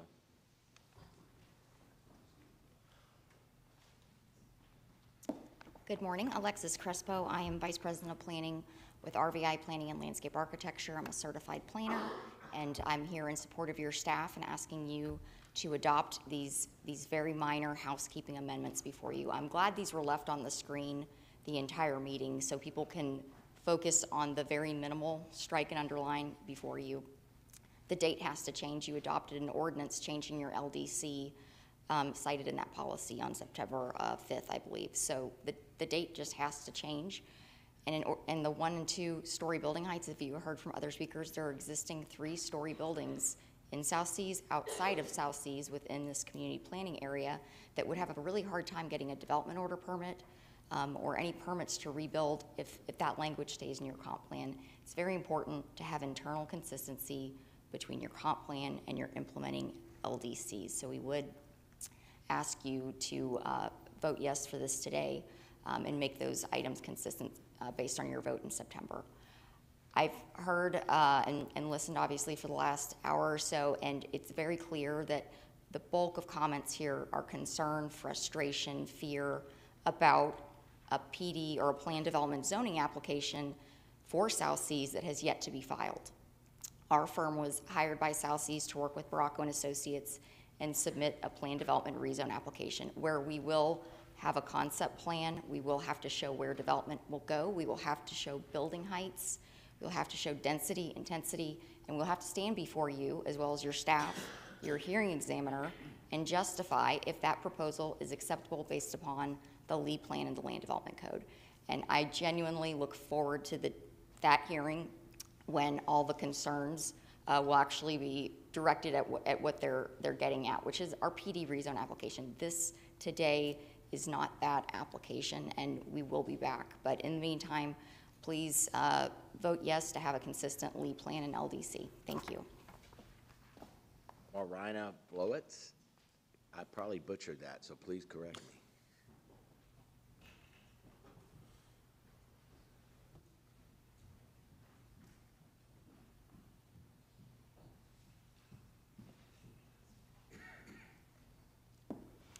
Good morning, Commissioners. My name is Marina Blutz.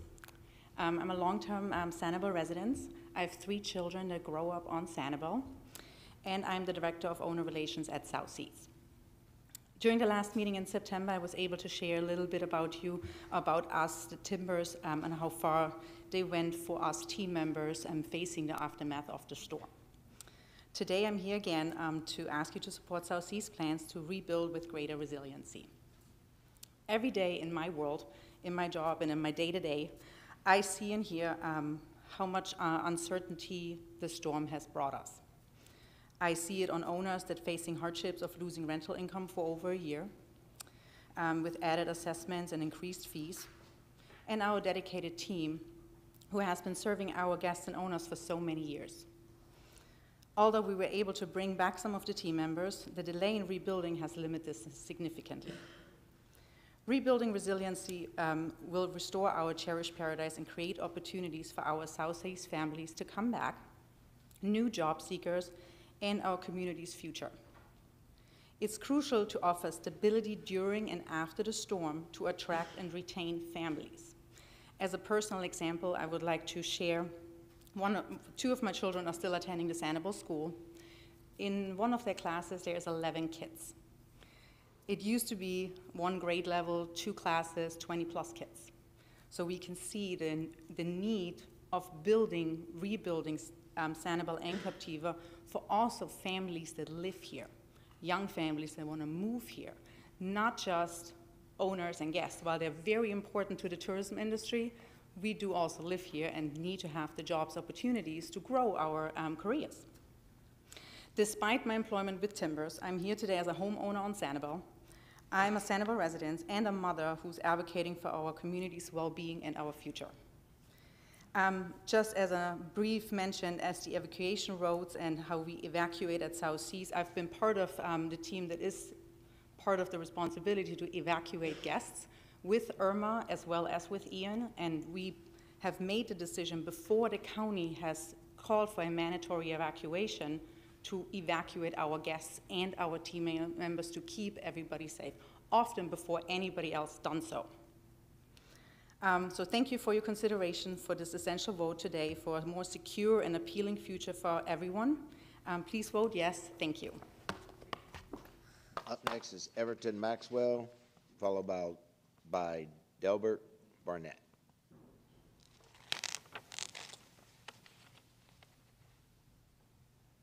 Morning. Good afternoon, Commissioners. My name is Everton Maxwell, I have the privilege to work at South Seas Island Resort for 12 years, and it was very painful when the hurricane came and I lost my job, but we are really working to get it back together. I just started working back like a week ago. I was so honored to be called back because that's my breadwinner. You know, I work there, I own my home here in Lehigh Acres. And working there, I must say, it's the breadwinner of the island because most of the restaurants, you know, if you go there, there's like 80% of South Seas guests are at the restaurant. So if South Seas doesn't get going, I can guarantee you a lot of the business is going to suffer there because they rely on South Seas a lot for the guests to come at the restaurant and eat. And I work at a couple of other restaurants, so I see that for myself. So please vote yes and get this going so that the restaurant, South Seas, the workers, everybody can survive. Thank you. Appreciate it. At this time, would the board consider taking a 5 or 10 minute break for a pause? Sure. Restroom break, and Delbert, if you don't mind, let's take we're gonna take a 10-minute pause break, restroom break, or whatever you wanna call it, so we can, come back and finish the hearing. It's gonna be a long day, so, 11:15, we will adjourn.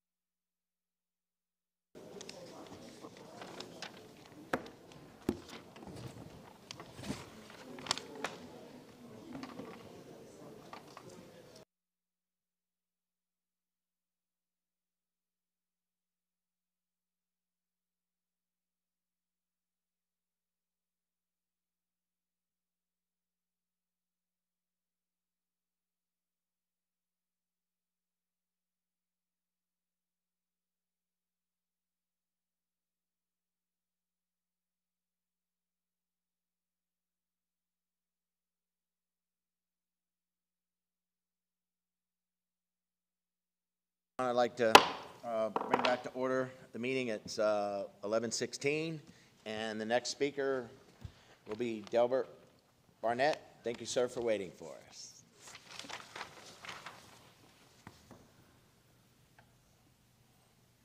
Good morning, Commissioners. Thanks for giving me the opportunity to speak. I'm here as a voice for the team members that want to get back to work. My name is Delbert Barnett. I've been working at South Seas Island Resort for over 15 years. And throughout the 15 years, I've gained a family by the way of my co-workers and the resort guests. Over a decade of service, I can truly say that I love my job. But the devastation that is Hurricane Ian took that away from me, my co-workers, and all the wonderful guests that travel to South Seas annually. Hurricane Ian took away all that in a matter of hours. And if there's any opportunity to bring that all back, I support that decision 100%. I implore you guys to support the rebuilding and the redevelopment of the new and resilient structures. It is important for the team members to get back to work. It serves as a source of income while also regenerating revenue to the county, to Sanibel and Captiva Island. South Seas Island Resort is the connection to everything else on the island. All those restaurants on the island depend on South Seas Resort, depend on those guests. My best friend is the manager for RC Others, and every time he'll call me, say, what's the occupancy of South Seas? Because without South Seas, nothing else strive over there. South Seas bring a lot of revenue to Captiva Island and to Sanibel. And so I vote yes. And I'm asking you guys, please support the rebuilding and the redevelopment of the new and resilient structures. Thank you. Thank you. Greg Spencer, followed by Zeke McDonald. Good morning, Commissioners, staff, and residents of Lee County. Greg Spencer. I'm the president of the ownership group for South Seas. I'm also the CEO of Timbers Resorts. Look, I'm a Floridian. I was born and raised in Florida, maintained my residency while I was in the military. I've been going to South Seas for 43 years. And I can tell you that 43 years ago, the island looked totally different. You know, several people have spoken today, live in 15 to 20,000 square foot homes. Some people rent those homes out with as much as 30 people. That didn't exist 43 years ago. There wasn't an RL Investment Royal Shell building on the corner of Andy Rossi Lane. That didn't exist 43 years ago. So I can just tell you that the island has constantly been changing. South Seas Resort, when we purchased it, someone mentioned due diligence. We did read our due diligence. We do have the right within our ADD to request for changes and modifications. And the issue with that is that the language that references doesn't exist in the Lee County Code. I think the county staff has been very thoughtful in all this. And someone mentioned that they only read 2 pages out of 311. I don't believe that to be the case. I believe they read the entire land development code with the comp plan, trying to find a solution that worked for the entirety of Lee County, and that's exactly what they proposed. We wouldn't be treated differently. We'd be treated the same as rural Lee County in 45 feet.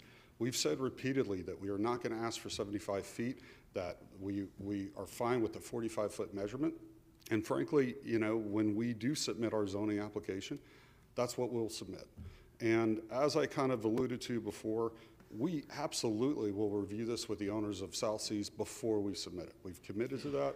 That is what we're going to continue to do. So before we go through the zoning process, which is regular order, this has been a little bit of irregular order because this is the county action, but this is turned into some type of referendum on South Seas. When we go through regular order, we will submit it. we will show that there's not the issue with hurricane evacuation. Through Hurricane Charlie, Irma, and Ian, we had 0 people, 0 at South Seas. Owners and guests, they were all evacuated. And that is our model. We start canceling before the county starts to close down. So I do believe that this has been a very deliberative process. It started in June. I think there's been ample opportunity for public comment. We know that there's been quite a few meetings between the opposition and different county members to try to get further clarity. We've attended meetings ourselves, even though this isn't our action, to try to explain the impact on South Seas. And the reality is this change is for everybody within Captiva, within the entire county. It does provide clarity. The reality is we have 35 feet over grade. That is what it says. And if you have 18 feet of flood, too bad. Our hotel, which we're going to start demolition of this week, our hotel cannot be built back underneath even the existing language. It can't. We are a conforming structure. That was a conforming structure.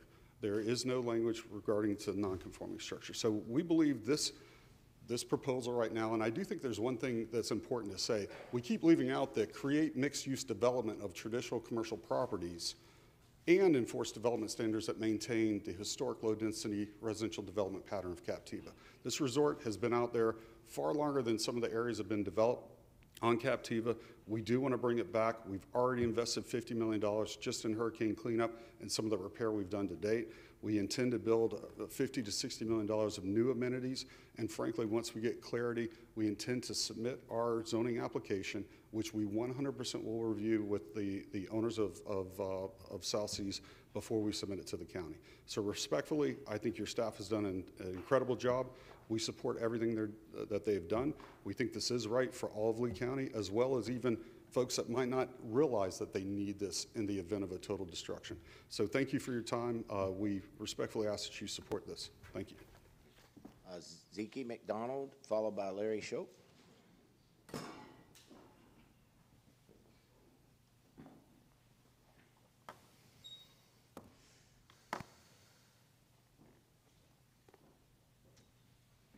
Thank you, Commissioners. I'm Zeke McDonald. I'm actually a resident of Upper Captiva. I lived on Lower Captiva for several years, and I actually have been coming to Sanibel and Captiva since 1957. And yes, there has been a change. For one thing, it's no longer South Seas Plantation, it's South Seas Resort, for good and good reason.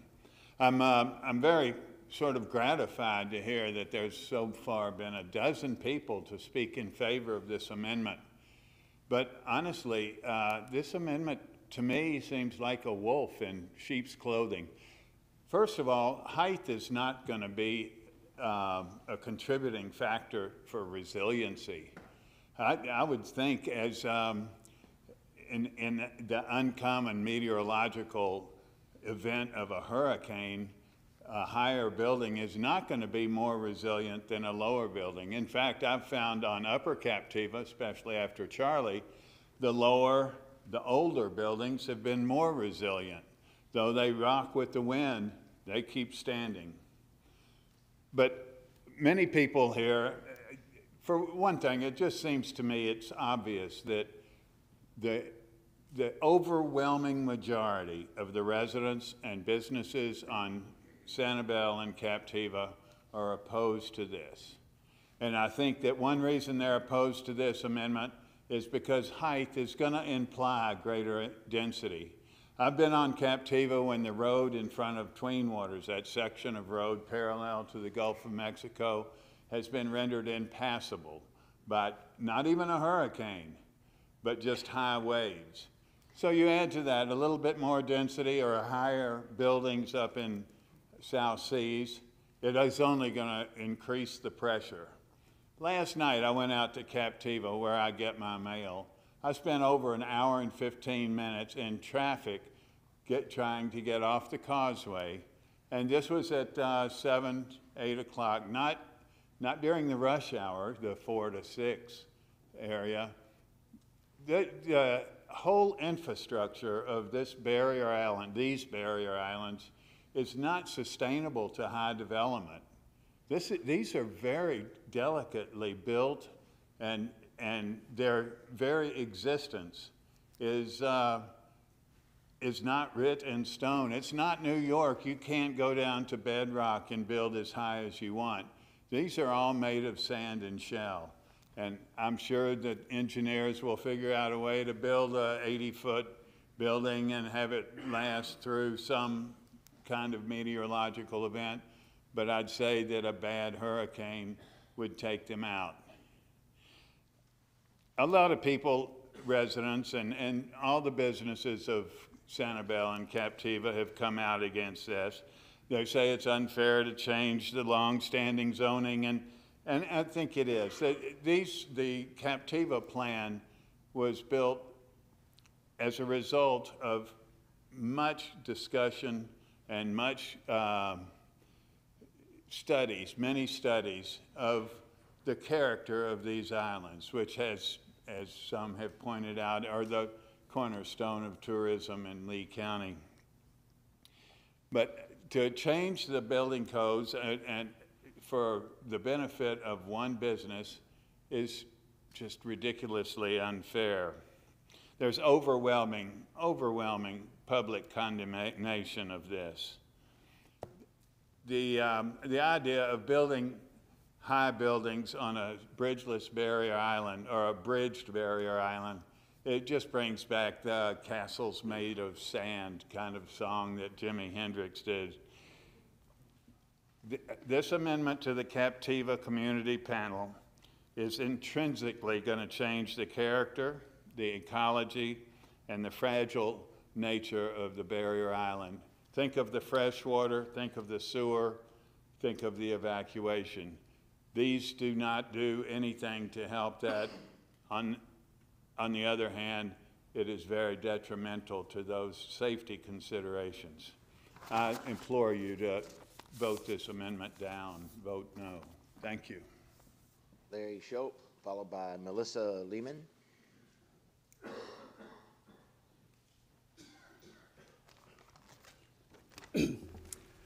Good morning, Commissioners. My name is Larry Shop. I am a longtime resident of Sanibel, and before that I lived on Captiva. I'm also president of Committee of the Islands. CODI, as it's known, has been in business for almost 50 years now, and we are committed to preservation of the local environment and the small-town character of Sanibel and Captiva Islands. My comments today will be brief, but while I remember and before I get into those comments, I must take issue with the comments of this young lady, the birthday lady. I have participated closely in Sanibel's efforts to amend its codes to accommodate resiliency. And there hasn't been one unit increase in residential density, and there has not been an increase in the permissible number of floors as Sanibel retools its codes to accommodate resiliency. As to my comments, there's widespread agreement with which we concur that no sound policy exists for the plan amendment under consideration today. Yes, resiliency is a priority. We all agree to that. But the owners of South Seas Island Resort, who bought the property with full knowledge of the existing expansion limitations, can rehabilitate storm-damaged structures resiliently in conformity with federal and state law without additional guest rooms and without additional stories. All that would be required is additional feet of building height above base flood. It would not require a plan amendment. So your no vote today would be most appropriate and most welcome. Thank you. Melissa Lehman. Up next, William Holt. I'm not even going to attempt to pronounce this last name, so. Good morning, Commissioners, and thank you for your time. Also, thank you to all the organizations representing the islands here today. My name is Melissa Lehman, and I am a Lee County resident and registered voter. I am also a full-time resident of Sanibel with my husband, Peter, and 3 of our 6 children. I am in opposition to the amendment and ask that you vote no. Captiva is our sister island. My husband and I honeymooned on South Seas 26 years ago, and over the years, South Seas has been a lovely resort, and we would love to see it rebuild and welcome back its amazing employees and guests, but not at the cost of the environment or the welfare of the entire community. Our family lives, works, serves, and plays on the islands, as do many others, and we are directly affected by the traffic and infrastructure of the islands. One road on and one road off of Captiva, right past our house. And there was some discussion today about workers on and off the island. It's a total nightmare for them now. I can't imagine what level of nightmarish traffic they'll be in after the density increases, if that's the case. I do agree, it's nice to think about resiliency and to make sure that people are coming back to work and to do that quickly, as many businesses have been offline on Sanibel and Captiva and are working their way back within the resiliency parameters set forth. Hard work is going on. Quality of life on the island and in any community is important, as I'm sure you well know, living in your own communities.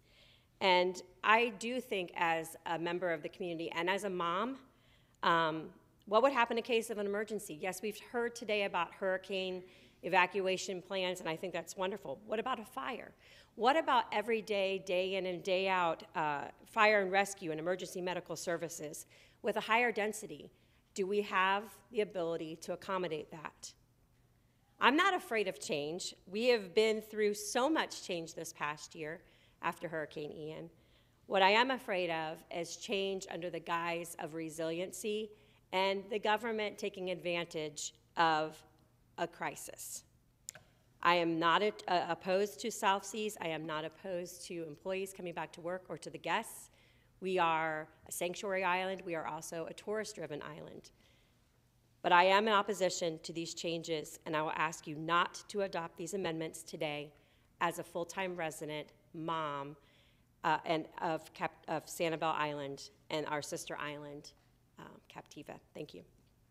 Thank you. William, if you could pronounce your name for me, please, when you come up. Yes, sir. For the record, my name is William Hoyt Olinger. I am a displaced resident of Sanibel, and I would like to speak in opposition to this amendment. I think we all need to look at the history of what happened on Sanibel in the 70s. The Lee County Commission at the time wanted to create essentially a Florida Keys causeway all the way up to North Captiva. Fortunately, due to the residents of Sanibel, they chose to incorporate to prevent that plan from happening.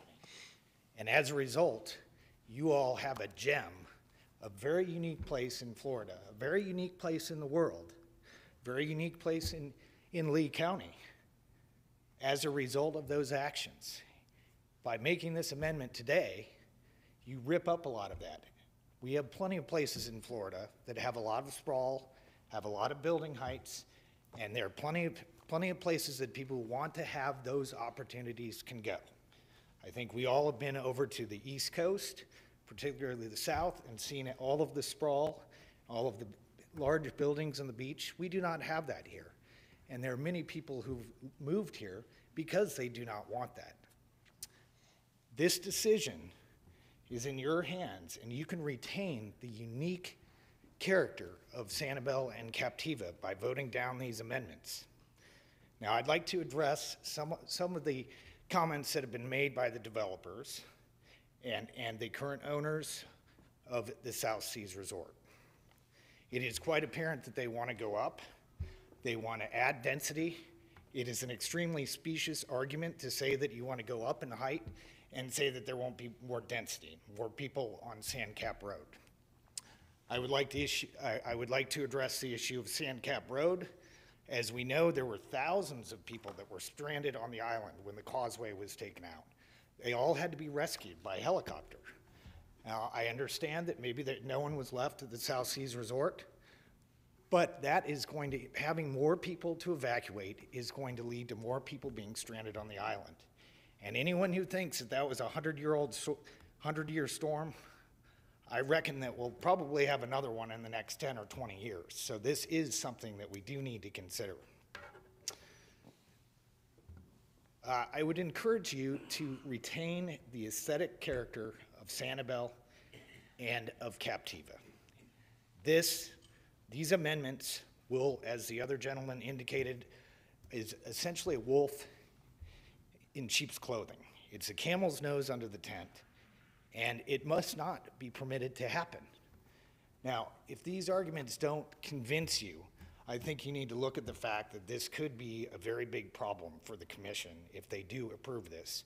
There are many people who are interested in pursuing litigation, legislation, and perhaps even incorporation to prevent this from happening, to prevent this beautiful gem that we have here in Lee County from being despoiled by excess development and excess density.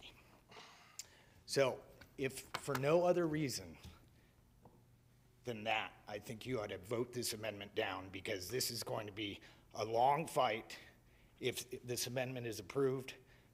I understand that the developers are pretty well-heeled, I'm sure, but there are many well-heeled people on Captiva and on Sanibel that are willing to put their resources to fighting these changes.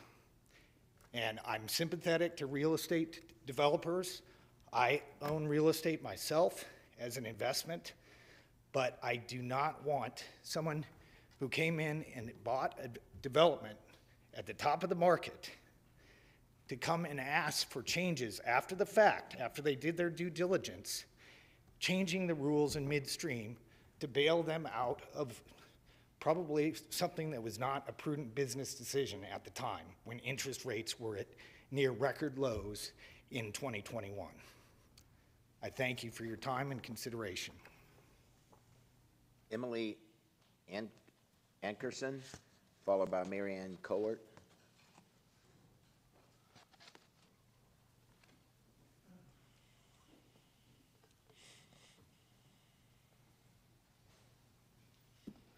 Good morning. I'm Emily Ankerson, Captiva Civic Association Executive Director and also a Sanibel property owner and resident. I'm asking you to please listen to your constituency, the overwhelming majority of the community members and business owners on Captiva and Sanibel, and vote no to the amendments. You have an opportunity now to let the people who have repeatedly and clearly voiced their concerns know that you care about what they have to say, and trust them to know what is truly best for their home. I've expressed in previous public comment that in my role at the CCA, I have heard from hundreds, perhaps thousands at this point, of concerned stakeholders, and I know you have too, probably even more. But I also implore you, as a voter and property owner on the island, who is working to rebuild and repair her life after the trauma of a devastating storm. We need to be able to move ahead repairing our community without having to protect it from another devastating attack, which is what these amendments are to us. They are alarming to us for good reason.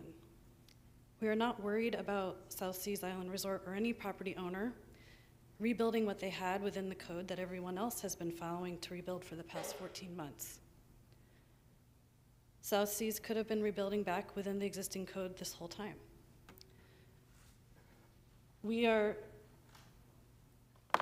worried about changes made to this without our consultation as a community. Please take our concerns seriously and vote against these changes today. Thank you. Mary Ann Cowart, followed by Carl Baracco.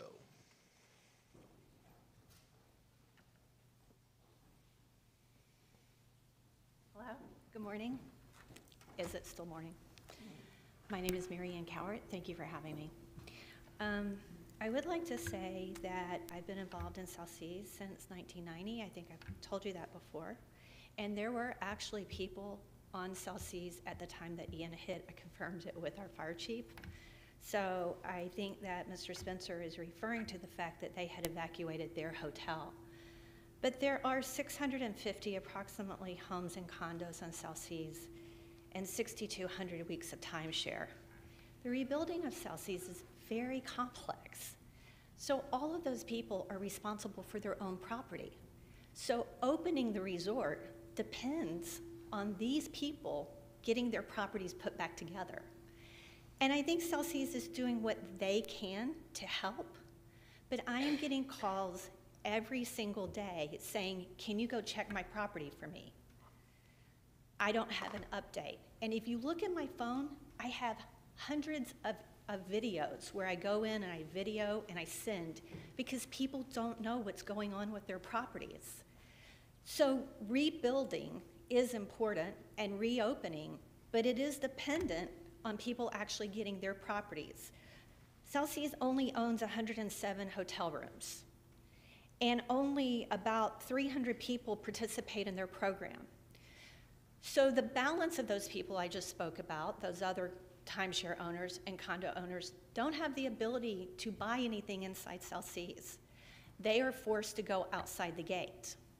And they are reopening, and they are patronizing those businesses. So,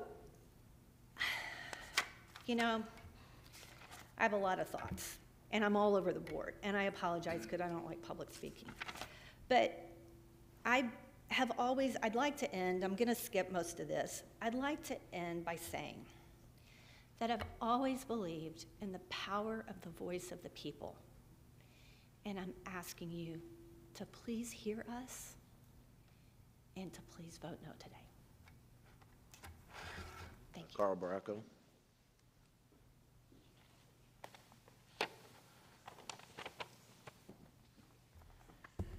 Good morning, Mr. Chairman, Commissioners. For the record, I'm Carl Baracco. I'm a professional engineer with Baracco & Associates. This morning, I'm not going to talk about density or infrastructure because that's not the subject of this meeting.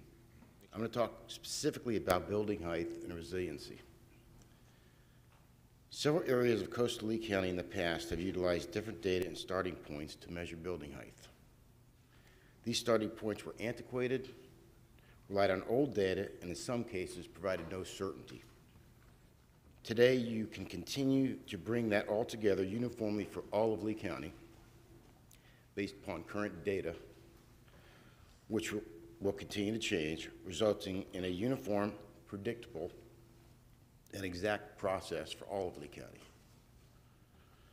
I also want to thank you for seeing the wisdom in allowing everyone the opportunity to elect to go up to 4 feet higher than the minimum required floor elevation without penalizing height. As a community, we should encourage this higher standard so that individually and as a county, we experience much less loss during the next hurricane. During Ian, we did see that our current development standards and building standards work. Now is the time to prepare. We've had many public meetings over many months, and we've listened to much and significant public input.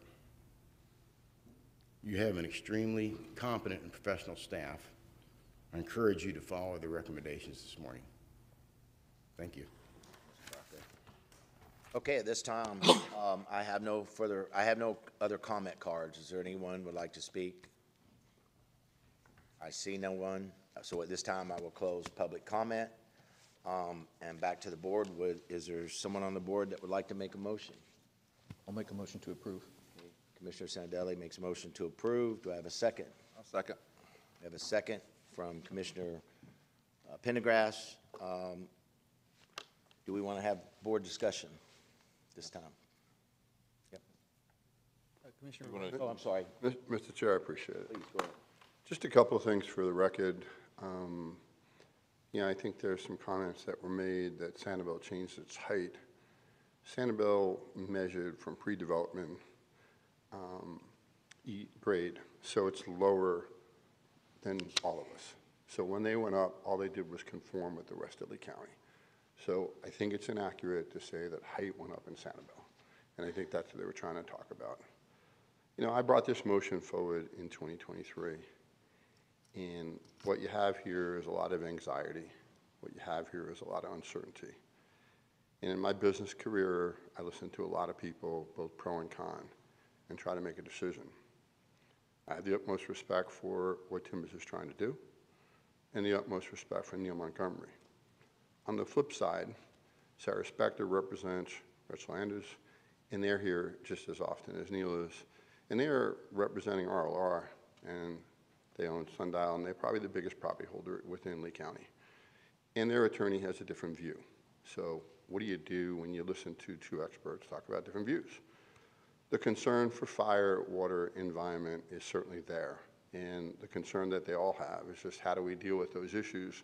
We've heard from Captiva Fire, Island Water, SCCF on environment. We're also trying to actually adapt to water quality as best as we can as an opportunity for the Captivas to hook up to the Donex plant and to truly get that.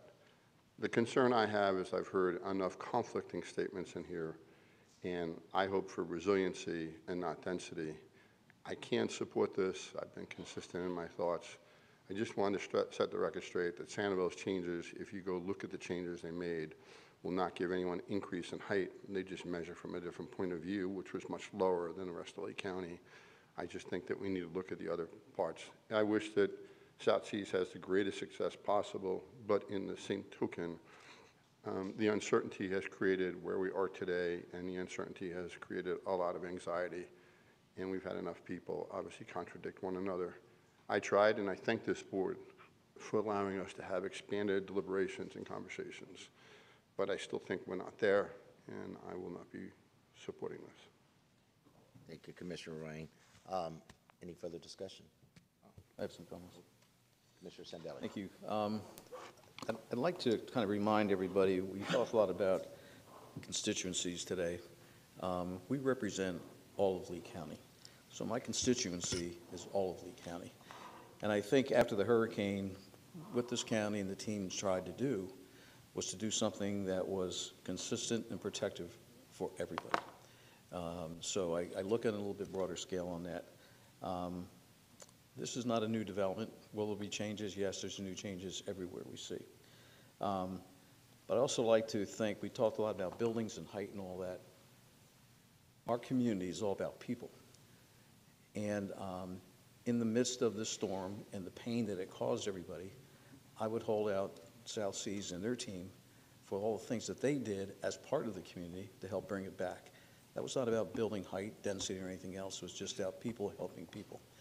So when you look at neighbors and you look at who you want to be associated with, I think we have a rich community right now.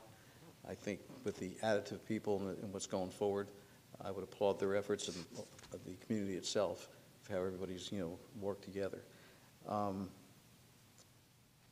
I feel pretty comfortable with my vote, and I'm sure there'll be other issues, but that's where I am.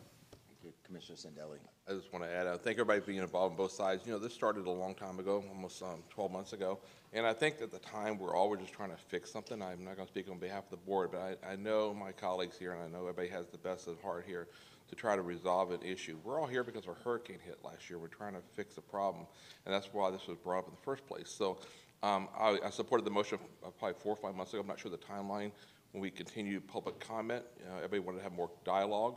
We welcome that, and here we are a year later. I was hoping, months later, I was hoping that we could have got to a better place. Obviously, I'm still hearing some of the concerns I had before, is like as far as traffic, we're still talking about density, we're still talking about water, sewer, and those issues are done at a development stage order or zoning issue. I wanted us to get to a better place.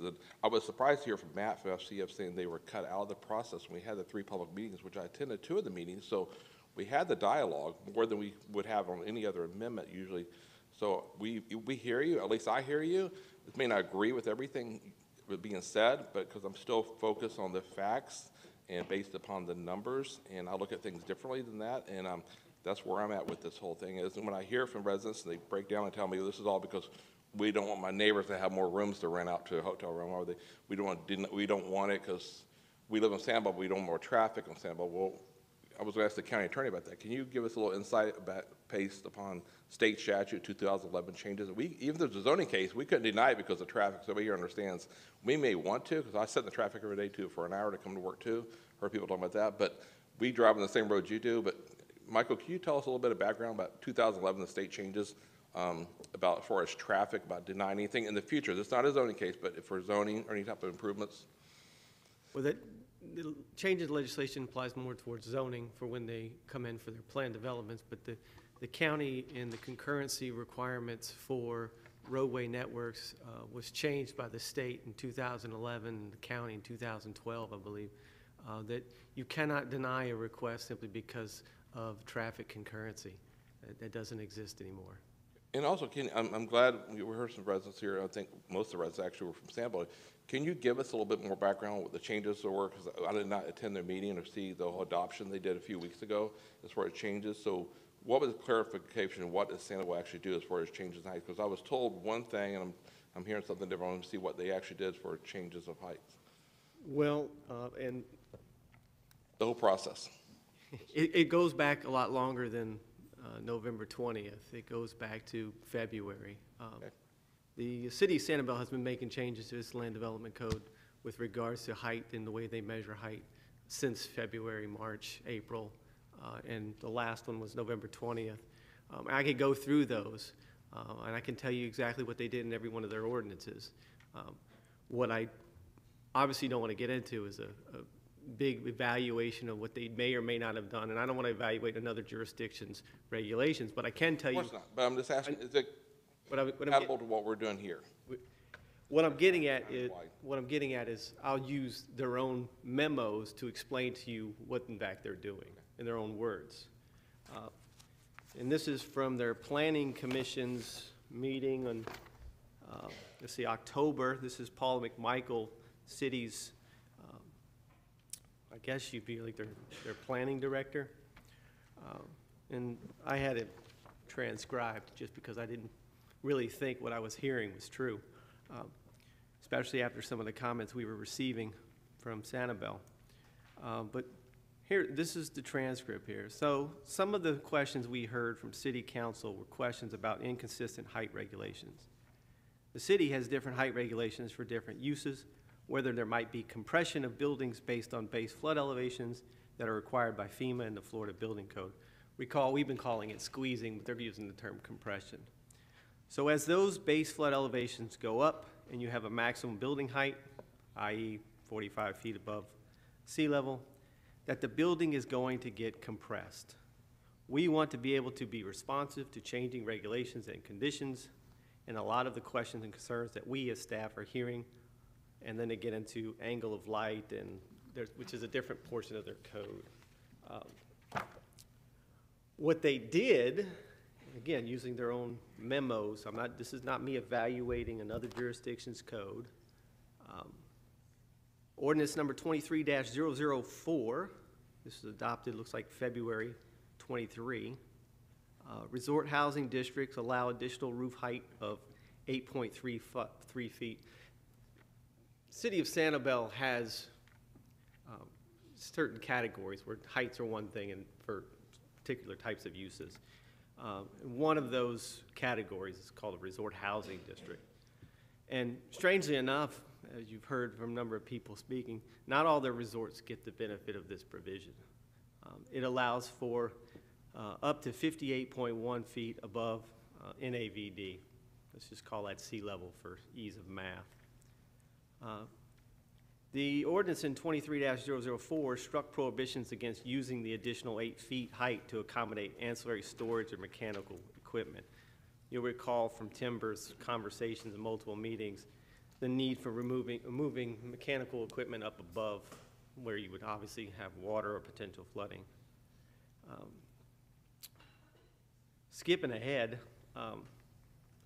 ordinance number 23-024 was amended or allowed the additional 8.3 feet of height in the resort housing district. It permitted the district to be used for additional interior ceiling height, but not to be used to create anything above 3 floors. In April 21, 2023, ordinance number 23-019. Again, this is all information from their memos, not me. Ordinance on this is for adoption of on July 18th, 2023 by the City Council. They changed the presumed build-back floor heights from 8 feet to 9 feet, and that's, I'm not going to get into what. Yeah, so my main question is this, is if you're driving, you came here on vacation, you moved here tomorrow, if you drove from Sanibel to Captiva, would it be compatible, would it look the same? Were there changes compatible to what we're looking to do in here? I just had one more to go through, which was the one that was adopted recently. The week after the board adopted its regulations, the City of Sanibel Council directed its staff to bring back these amendments that changed the height, residential height, institutional height from 35 foot above pre-development grade to 45 above NAVD. And their own council, staff provided an analysis of what that height change would be. And in fact, they provided in their memo that it would provide 6.7 foot additional height for their buildings that are residential height and the institutional and commercial. So yes, they did increase their height, and yes, it is similar to ours, 6.7 feet. Our changes for Captiva went from 28 feet above base flood elevation to 35 feet above base flood elevation, which is 7 feet. Okay, thank you. But we're treating all properties in Lee County the same now? Because I know before, Commissioner Hammond said it really eloquently in one of the meetings in the past, we want to treat it by equal. This is America, and we should treat everybody equally, and that's what some of this was changes to try to treat everybody equal, correct? We are now creating a base for those areas that are impacted by a storm to be elevated above base flood elevation and start your measurements there. Okay, thank you. Thank you, Commissioner Pendergrass. Any other discussion? No further discussion? We can't call him, right? He's asking to come up, but comments closed. Unfortunately, Mayor, comments closed at this point, so, yes. Mr. County Attorney? Public comments closed. Yes, sir. So unfortunately, no, public comment has been closed. So at this time, I have a motion to approve the motion from Commissioner Sandelli. I have a second from Commissioner Pendergrass. Do I have any objections? Yes. I have an objection from Commissioner Rain. Is there any other objections? I see none. The vote passes 4-1. I see no further business in front of us, so at this time, we are adjourned.